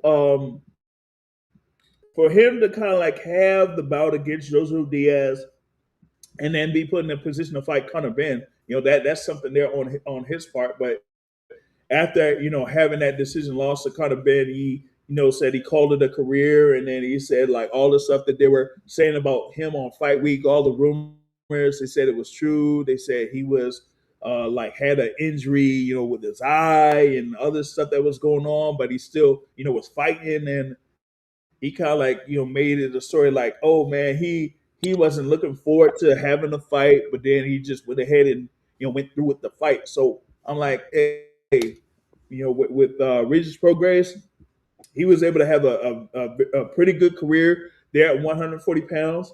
At back in when he was part of the World Boxing Super Series, I thought he would have got the win over Josh Taylor, but they had the decision in favor of Josh Taylor there. So that's the thing on that front. You know what I mean? Even on But that, even with that, I'm not mad at Regis' performance. I mean, we know he's faded. Like I say, he's come off a loss. He got beat. He got shut up pretty much by Haney, right? So he's already been on a downward spiral for quite some time. We know that. So, and even for him, I'm glad he got one last penny for him. We don't know how much he got, but it's probably going to roughly been in the area of like 1 to 2 million, maybe three at the tops, compared to what his opponent got, which is crazy. But good for him, good career. Gave us some good fights, good, a lot of good stuff to talk about. So good for him. And even if he was injured, right? How many times have we seen recently where people drain themselves, get down the weight, they don't do it properly, and they drop out the night of the fight, right? Look at recently, look at Richard Hitchens. That was crazy, right? And a champion he's a champion. But even if Regis was injured, he still fought and gave it all. So kudos to yeah, him. yeah. He Yeah, made the effort there on that front. What you got on the academic? yeah, like you said, like y'all said, we sort of know the level of Regis Prograis. And at this point, if somebody gives Regis Prograis, at this point, Regis Prograis is a fighter that they are essentially testing slash building not young contenders against. They're getting people to sort of get a name off of him because as far as weight as his name goes, I mean his name does carry weight. He's a 2-time title holder. So anybody beating him and saying they beat Regis Prograis, you know, a challenger and all this other stuff, like they will get the accolades for that. But at this point, he's really just relegated to be someone that these contenders face. And if they give him enough money, he probably gonna keep coming back. Like if somebody calls him and says, Regis, we got another shot for you. $3 million. You think he really gonna turn it down? Well, I mean, we'll see, man. He said that, hey, if they do like present something like that to him, then he would be like, no. But hey, sometimes money is money. It just depends on how a fighter kind of like approaches it. The way that Prograis was talking, like after this fight was done, it was almost like he looked back in his career and he felt like he was like a overachiever as far as like getting the world championship, being able to compete in the World Boxing Super Series, and getting the WBC championship there at 140 pounds before losing it to Devin Haney. So it's almost like he's like, yo, I accomplished everything that I wanted to accomplish in boxing. And so now he feels like he's ready to, make his next step in, his life, and that would be after boxing. So, I um, mean, in that sense, he is an overachiever compared to when you strip everything away, you strip away the era of the division and kind of like the timing that he came up in. If you strip all that away and you look at competition for competition, Regis was an okay fighter, but I mean he's a C-level fighter. Not trying to be funny, not trying to throw any slight to him, but he's firmly a C-level fighter. And so for him to do everything that he's done as a C-level fighter, yeah, it's impressive. Obviously he has the will, but I guess um Conor Benn won the fight, but what does the fight tell us about him though? mm, Exactly. My point exactly. yeah, You don't walk away from that. Oh, thinking Conor Benn's going to walk down anybody at 147. I don't get that. Not at all. yeah, yeah.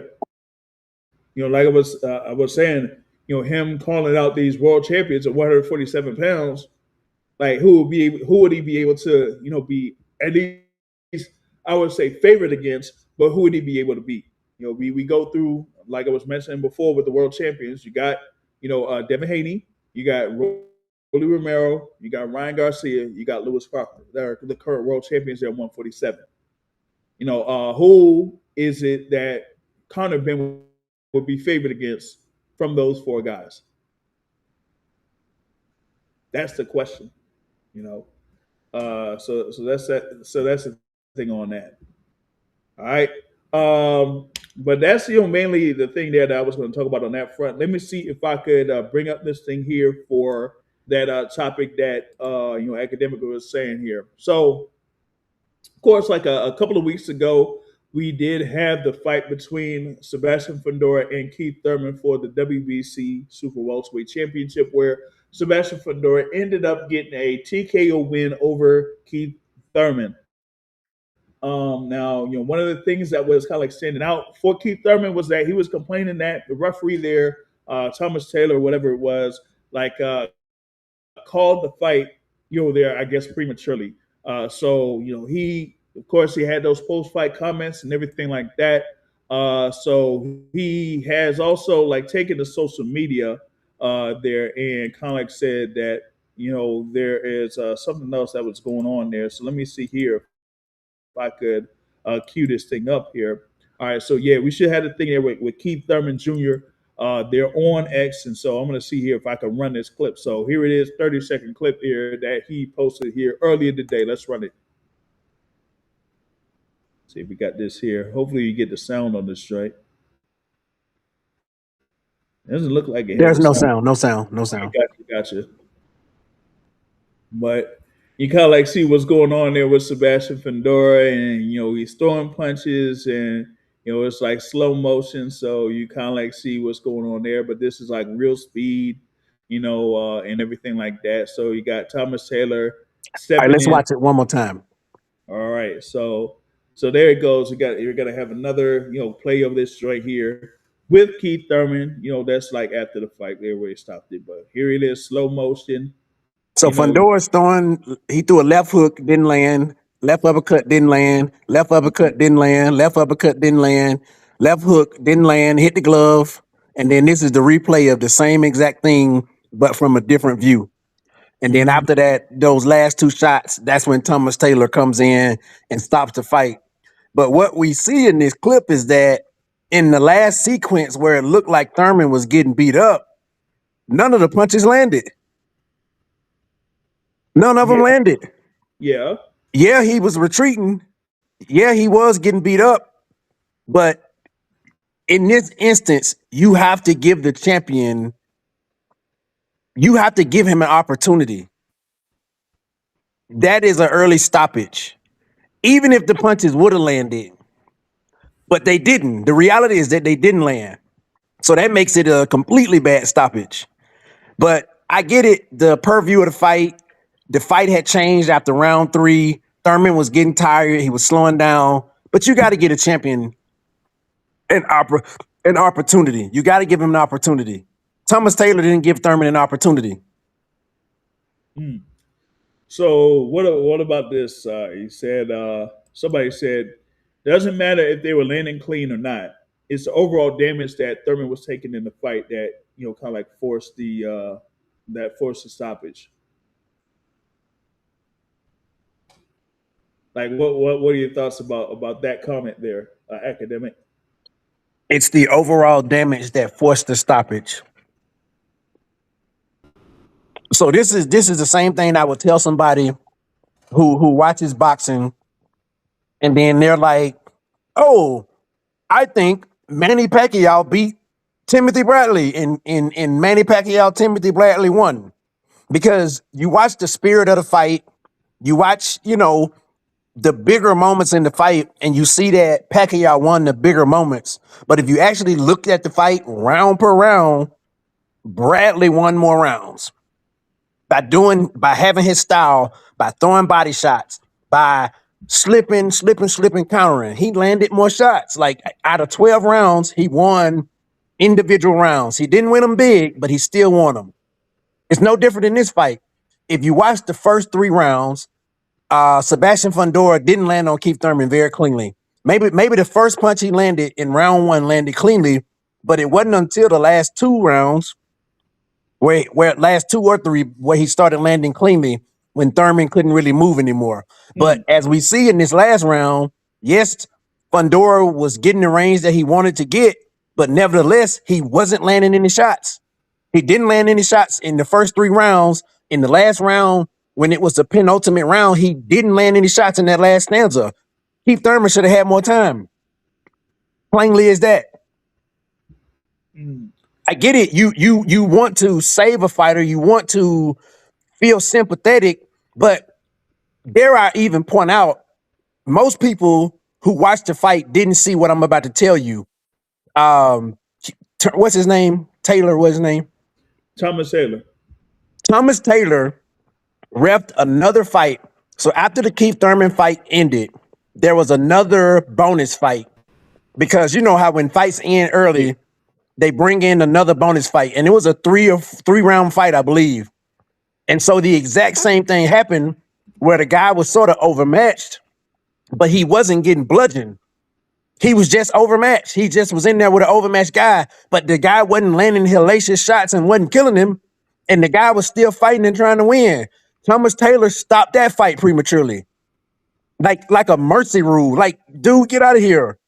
These fighters fight their whole life. Like, I would see the difference between a fight like Ruslan Provodnikov. I don't know if you remember this fight.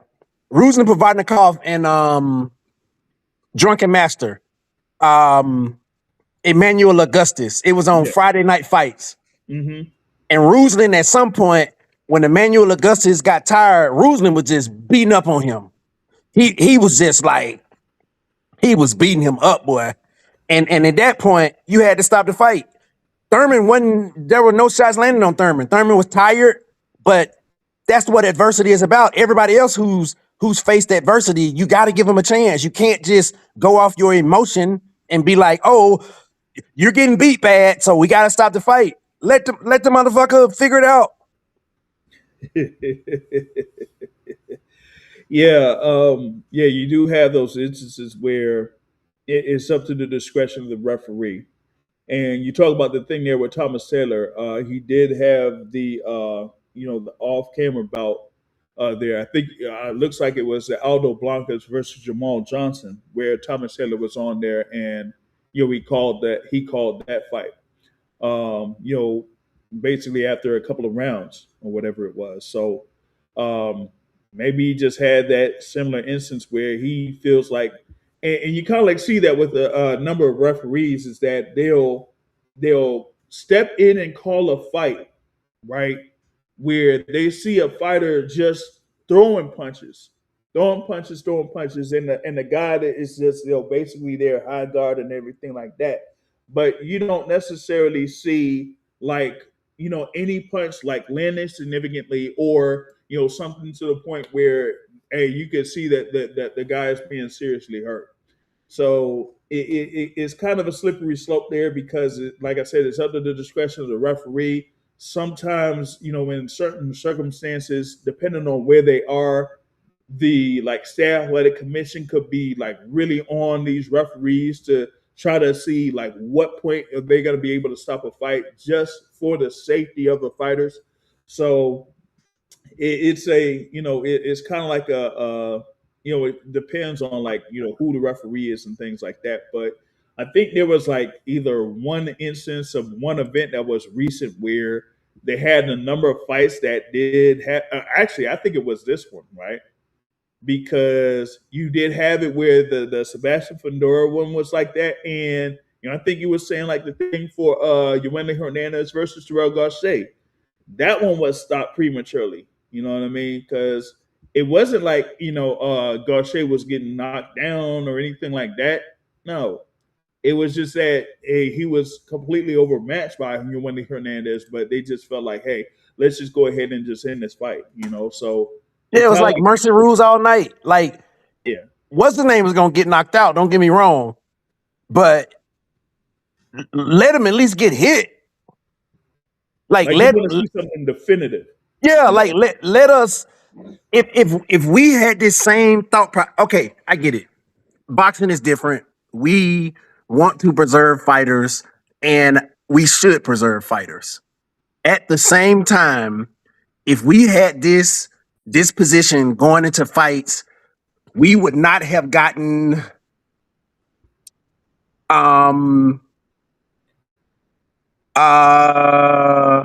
What you would say, like Corrales Castillo? That's what I was thinking. Corrales Castillo. We did not got Corrales Castillo. We did not got George Foreman, Ken Norton. We did not got Ken Lau. Yeah, we did not got that. Like, fighters are gonna take punishment. Sometimes it's gonna look bad. It's a difference between this fight and, let's say, there are times where you should evoke the mercy rule, where fighters are just getting beat up and they're landing shots, like Terrence Crawford versus Errol Spence. Like, Errol might already be compromised neurologically because of the car accident.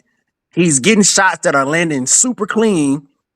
In that one, okay, maybe we stop the fight.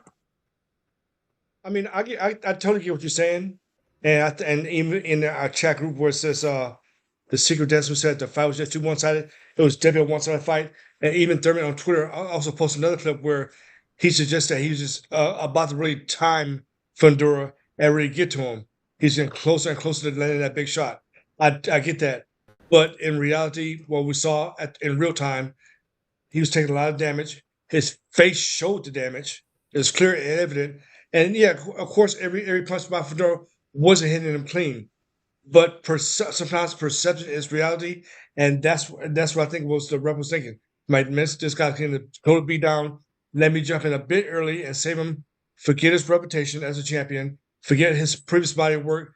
Remember, this guy has not been active as an active fighter. So let me jump in.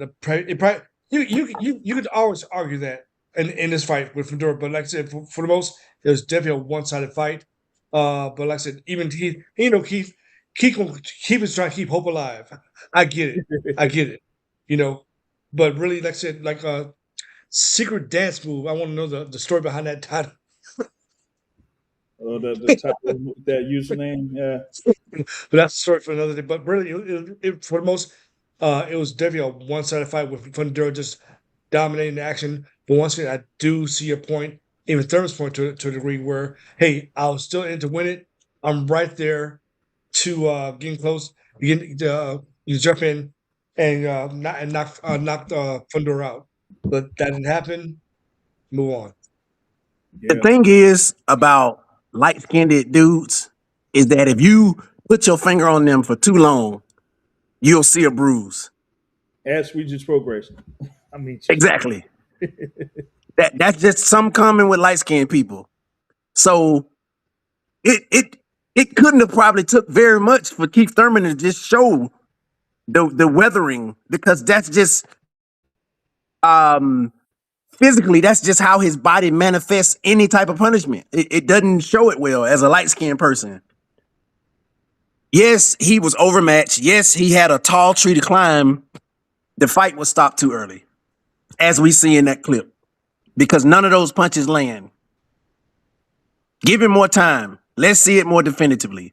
I'm not saying he would have won the fight, but what I do know is the game plan that he had, when he wasn't tired, he was implementing. He got tired. Fundora closed the distance. Fundora was landing more shots. He couldn't move like he wanted to. Fundora's landing more shots. At the same time, Thurman wasn't getting hit the last round. Well, at least not in the last stanza. He was getting hit, but he didn't get hit in that last stanza. Give him more time. And once again, real quick, looking at our chat, Lance Meyer says, Thurman says, look for his next fight. Honestly, if he wants to fight again, put Thurman in and his Charlo. They're both PBC. Put them in there together. And the loser goes to hell. I say Thurman versus Spence. But Spence probably don't want that. Yeah, Spence won't. Yeah, he ain't gonna do it though. He ain't gonna do it. Yeah, let me see, man. Because what about George Foreman? What's the one with George Foreman won the title when he was real late, older? Michael Moore. We beat Michael Moore. He was getting his ass tagged the whole damn fight. Yeah. They should have stopped that fight. If we going with the same thought process, they should have stopped that fight.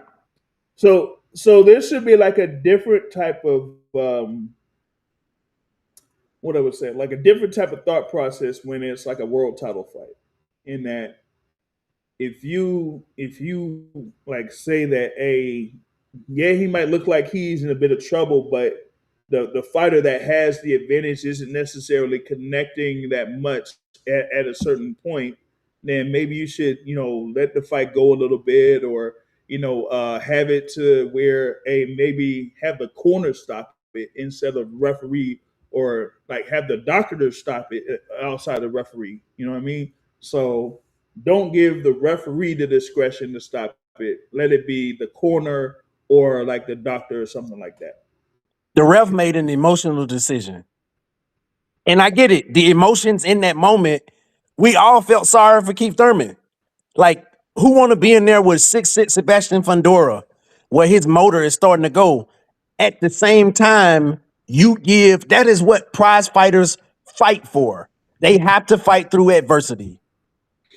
Yes, emotionally, would I want to be in that position? No. But if I am in that position, give me an opportunity. Keith Thurman should have gotten more time, as we saw, because he was not getting hurt in that last stanza. It's a shoulda, woulda, coulda, but what we did see on film, none of them punches landed. And he was still circling out to try to like evade. Let me see if I could pull up this other clip here, of course, for the video folks or whatever it is, because there was another post that he had before the one that I had put up. So I'm going to see here if I'm gonna be able to share it. So Hopefully this I'm gonna will work. speak to some secret dance move said. So Thurman was never competitive in the whole fight, especially the last few rounds. So it depends. Well, here you go. Let me let you show that. I'll Yeah, say it yeah. This after. is what I was talking about, Jared. The one I saw myself. Yeah, so I mean, it kind of like goes through a couple of things that from a technique standpoint, that maybe Thurman would have been able to see the mannerisms of what Fedor was doing, but you kind of like see there that maybe it's a few things that he didn't necessarily get right. You know what I mean? Because there you kind of like see that he was throwing that left hook or whatever it was, right? Because he was kind of like going around it, but it's kind of how you approach um Fedora's lead jab. You know what I mean? So that's how it kind of like works there on that front. But you kind of like see the strategy that Thurman was trying there with Fedor in kind of like seeing what he was doing with the jab first. But I guess it just didn't work out for him. So and you kind of like see right there when he got hit with the left hand. You know what I'm saying? Yeah. So yeah. So I'm gonna start talking. Thurman did exactly what I anticipated, being that the deficiency that Sebastian Fundora has is when he moves forward and jabs. That's exactly what this video is saying. That Mhm. he Fundora puts himself in a no man's land when he has to lead the action and use the jab. And so for the first 3 rounds, Thurman was moving. Thurman didn't get touched, and Thurman was trying to land his counterpunch after making Fundora throw the lead jab. Yes, this Mhm. video is right in that he didn't have the right distance. Something was off, like 6'6", 70 some inch reach arms. Like he didn't have the Mhm. right distance. His inactivity probably contributed to him not being able to find the right distance. He got so in the first 3 rounds, there was only one big punch that landed, and that was in the first round where Fundora came out in the first round and clocked Thurman. That was the biggest punch in the first 3 rounds. After the 3 rounds, Thurman started getting tired and he couldn't move anymore. And that's when Fundora was able to get to the mid range and throw the hooks and the uppercuts and stuff. Yes, he was winning the middle rounds. Yes, he was landing a lot more shots. Yes, Keith Thurman took a lot more punishment. Yes, Keith Thurman is light skinned, so it probably only took one punch for him to turn red. Nevertheless, the last round, he wasn't getting bludgeoned as emotionally as it looked. I mean, he did get touched in early in the round. But in that last stanza, when we were emotionally invested and thinking like, oh, we need to save Keith Thurman, he didn't get touched the last stanza. He's a champion. Give him an opportunity. You know, it's like, he's a champion. Also, given with what Sebastian Fedor's like kind of like got, went through with his first fight against Tim Tszyu. Like, you don't know if like the fight could change, or something like that. He's had instances where he's been knocked down, instances where he's been knocked out. So that's the thing about it. But Sigadesu said that like Fedor wasn't allowing himself to be open. He boxed a very disciplined fight.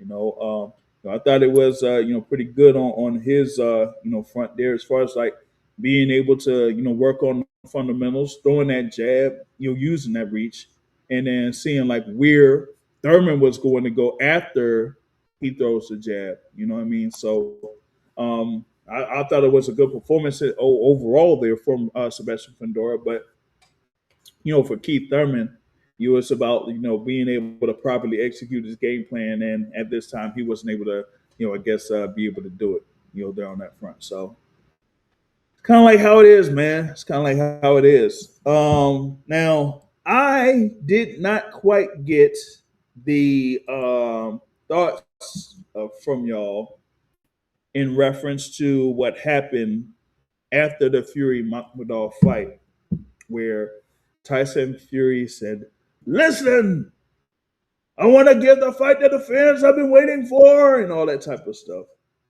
With Anthony Joshua being there front row and, challenging Anthony Joshua to a fight.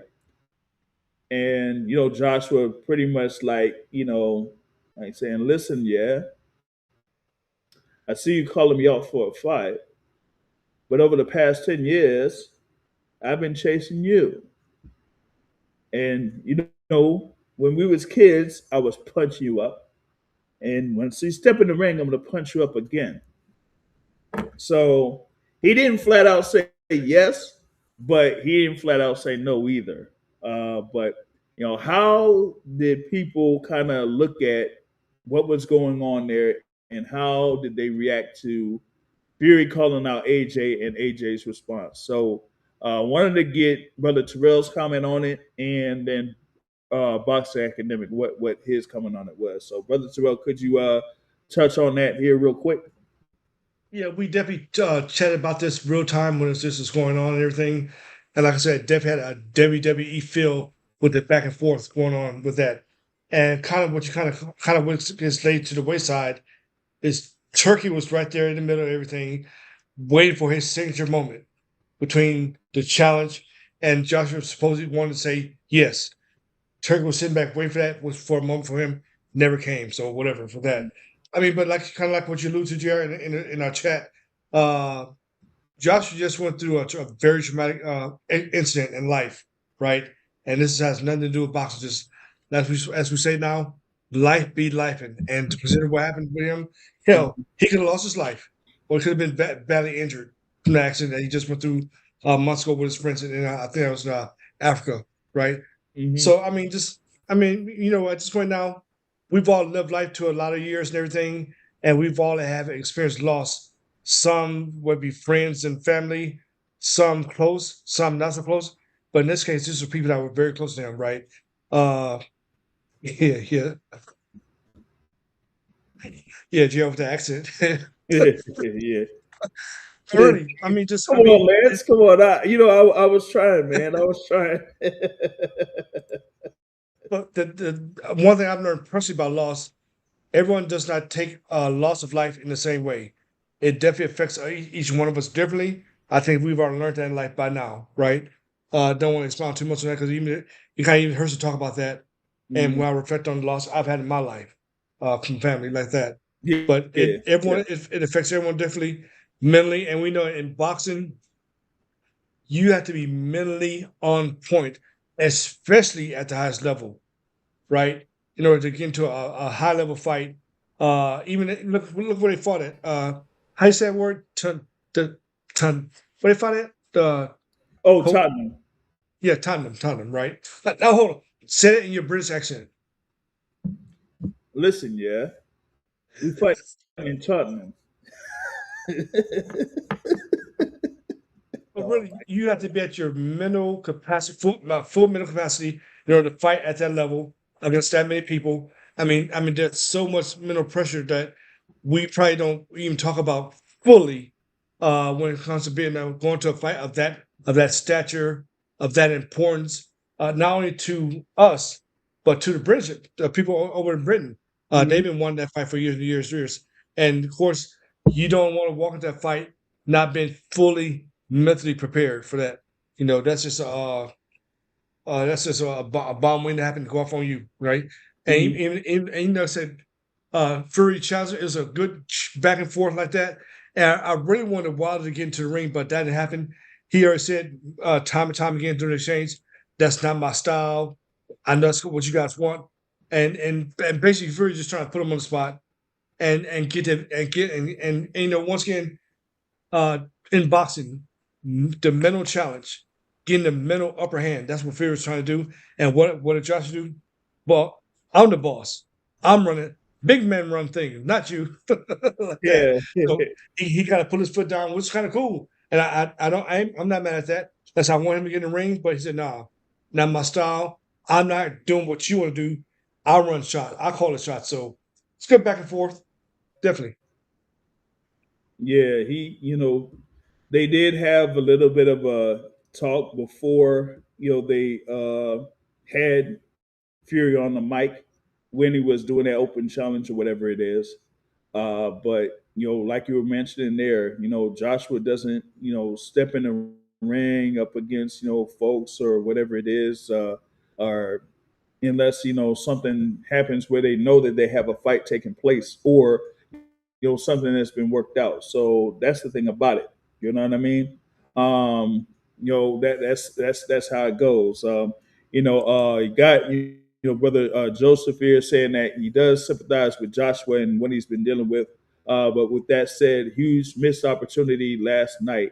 Why can't anyone put the business of boxing first ever? Well, that's the thing. It's the business of boxing. He that's the thing with Joshua. He talks business when it comes to his moves at all times. So he's not just going to step in the ring and have a little face off or whatever it is, and then all of a sudden the fight's not going to be happening. No, he don't move that way. He's never really moved that way. So, and I don't really think that we've had like that type of instance happen over in the UK. But the thing is, at the end of the day, we're gonna have the fight take place. It's just not gonna happen next. I don't feel like it's going to happen next. So if it's not going to happen next, then what's the point of Joshua stepping in the ring? That's pretty much how I view it there on that front. Academic man, what's going on? Oh, yeah. Question there, Terrell. Just one last thing. As we continue to talk about this, people in the chat, answer this question for me. At this stage in the career of Fury and Joshua, can Fury?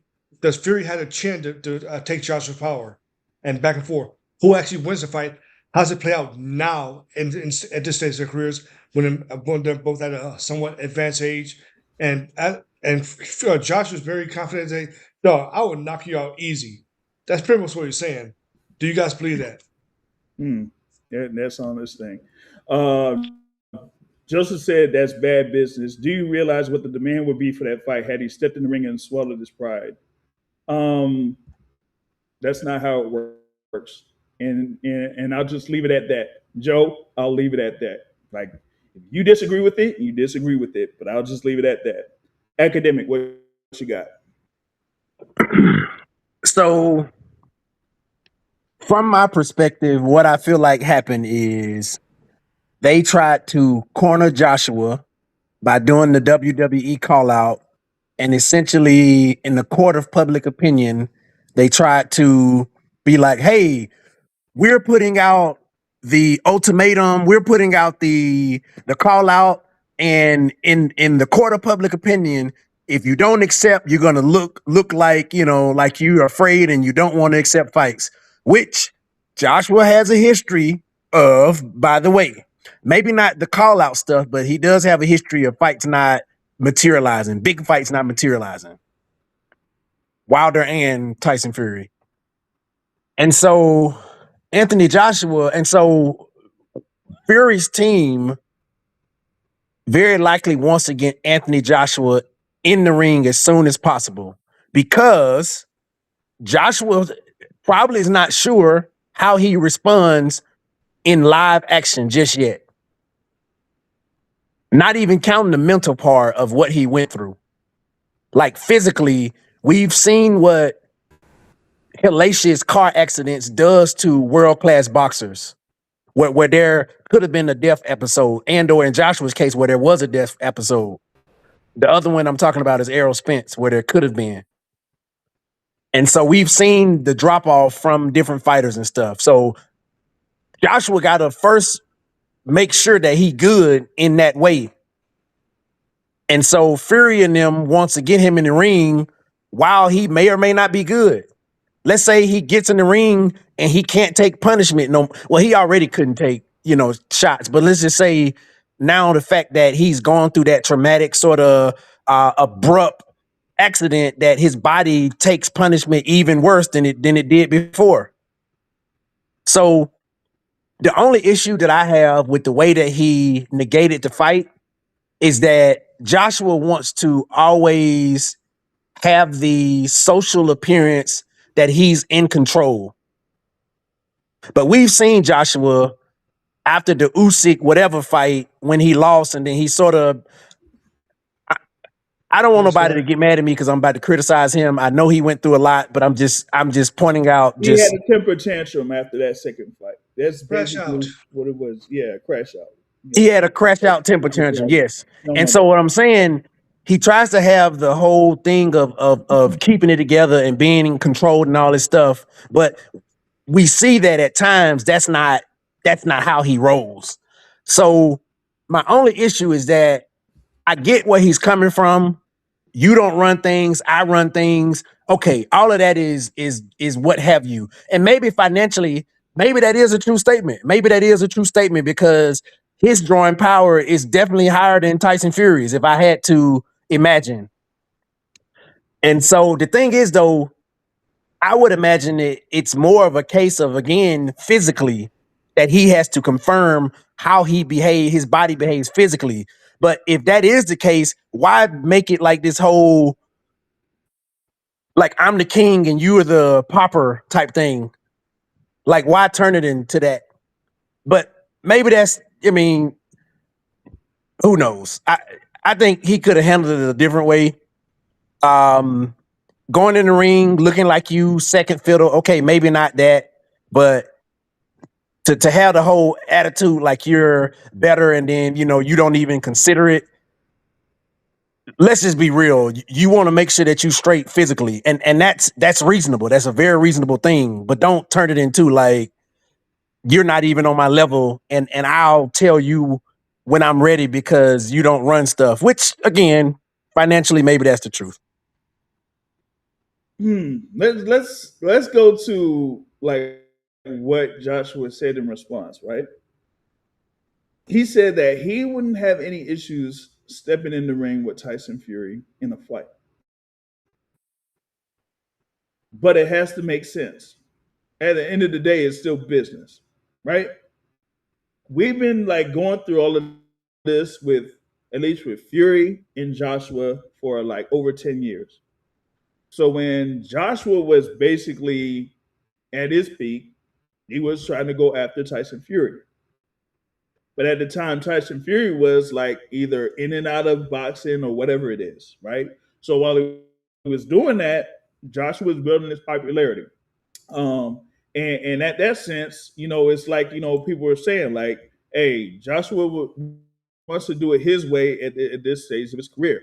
Hey, I mean, I could see that. But, when you talk about the whole thing with business, like Joshua, regardless of his status, he's pretty much like Canelo from a business perspective. I said it earlier. Like when Canelo ended up losing to Dimitri Bivol, Like it didn't rub off on people. People were still going to see Canelo. When Joshua was losing to, Andy Ruiz and that type of stuff, like people weren't there to like kind of like see Andy Ruiz or whatever it is, regardless of what happened in the rematch. People are there to still see Joshua. Even after those two losses to Alexander Usyk, they still went out to Wembley to see Joshua fighting Daniel Dubois. So yeah, he is like much more successful commercially than Tyson Fury is.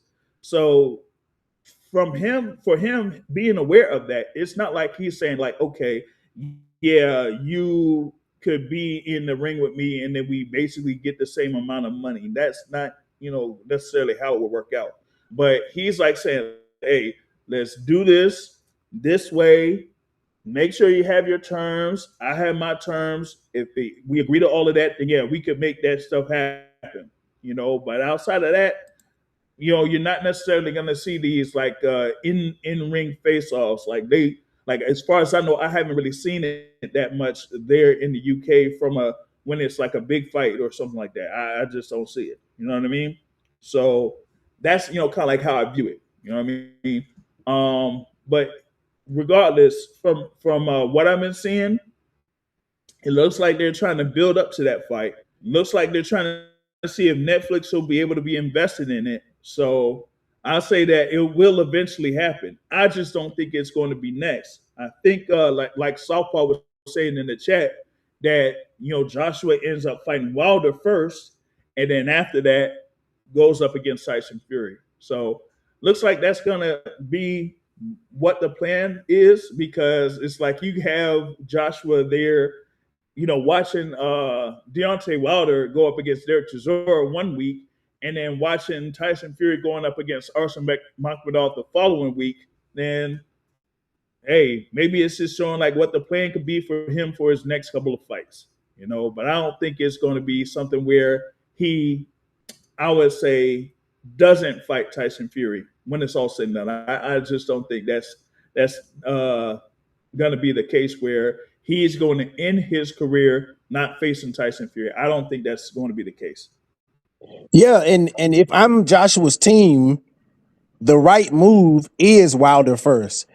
In Wilder's current condition, capacity, boxing capacity, Wilder is the much safer fight.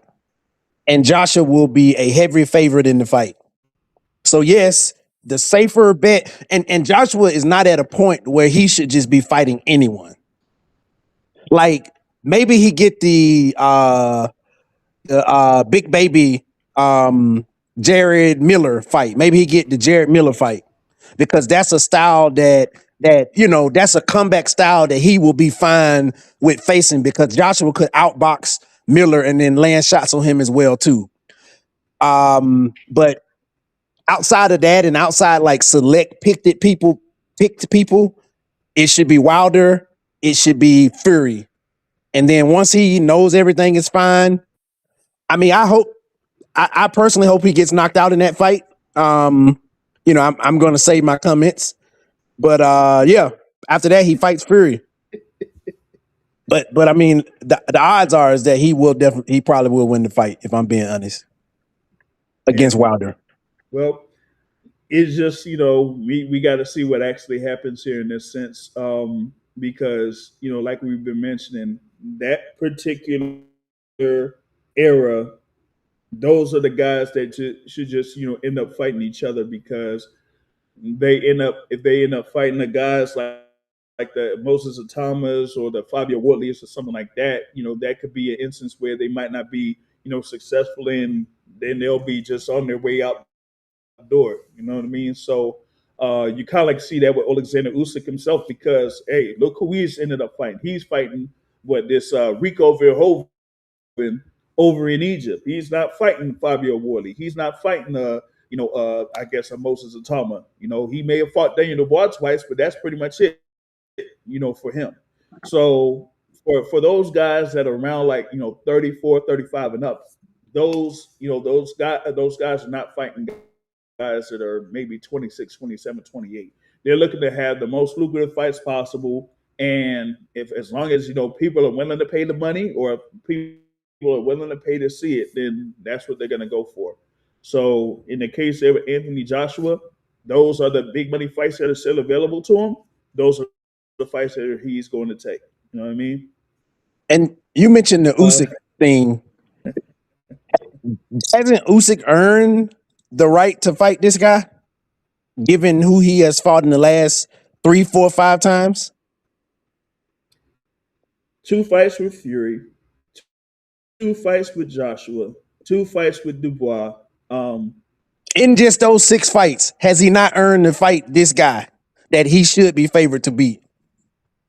Yeah, I mean, you could say that. You could say that, but I can't go into detail with that because that's like a whole different conversation in boxing in general. Because it's about this era, and it's kind of like a detriment to this era, but it's something that's like happened in the past multiple times over. But given our current era, everything's in the spotlight, so yeah, you're gonna see like criticism towards it, but that's how it goes there on this front. So that's the thing on that, man. What do you say? Southpaw asks, what do you make of Usyk saying that if Joshua keeps training with him, he can be champion again once he retires? Man, I don't know, because you had the whole thing with them training together. It was looking like Apollo Creed and Rocky or something like that. Again, I don't think that Joshua at this stage should really be continuing his career to the point where he would compete for a world title. I think he's already did what he's had to do in boxing right now. So I don't think at this stage he's 36 years old. So he's 36. He's been in the game for it's going to be 12 13 years or whatever it is. Like he's already been world champion, unified world champion. There really isn't much else to kind of like do at this point. So that's the thing on it. You know what I mean? Well, I would So say that him training with Usyk, he's definitely going to learn something. And Usyk will probably tell him about some of his deficiencies. So, I mean, can you take a old dog new tricks? Probably not. Depends. But he will learn something. He will probably come out of that an improved fighter than what he went in. I mean, we'll see. We'll see. Depends on like I said, if he gets back in the game and who he's going to be out there with. If I'm not mistaken, like Usyk is work with Anatoly Lomachenko. That would be in his corner. But if not, then just props to those guys that have been there with Usyk over the course of his career, being able to be a 2 division undisputed champion. So at least at that point, you could see that Usyk does have some good training that he's able to do at that point. But still, at the end of the day, Usyk is one of those generational fighters of sorts, or at least for this particular generation. So that's going to be like how that is. You know what I mean? But that's mainly what I have here for this edition of the Boxing Source podcast. Shout out to everyone that's able to join in, but I do have to see what's going on with this apparatus, because it did take some time for me to get folks to join in, and then I was supposed to have someone else on here, man, and they said that shout out the topic. He said that he's lucky, or I'm lucky that he could join it live. He would have been able to have a whole lot to say about Anthony Oluwafemi Joshua. Oh man. Hopefully he can get on next time here, because he does have a lot to say on that front. But we're gonna be back at it here with the midweek report on Wednesday. We do have some fights that are on the schedule for Friday over in New York City, and probably like a few things here that did take place this weekend. Like I said, if y'all were able to see the Tenshin Nasukawa versus Juan Francisco Estrada fight that happened early on Saturday morning, see if you'll be able to check that out. That was a good little scrap that Nasukawa was able to get the win from there. But that's basically what I had. You're there on YouTube. Support by hitting the like button. It's free 99. Shout out to everyone there that's on Rumble as well. You could hit the subscribe button for Rumble. And for those that are listening, through Spotify, just go ahead and follow that channel there for Spotify, so you'll be able to get notifications when we do upload, the audio of the Boxing Source podcast. But shout out to brother Terrell Thomas there, of course, the newly crowned Zuffa boxing champion here in these streets, and to the boxing academic. And to the boxing academic here for taking the time to join us. But that's what we got here for the Boxing Source podcast. And until next time, folks, I will catch y'all later. Peace out.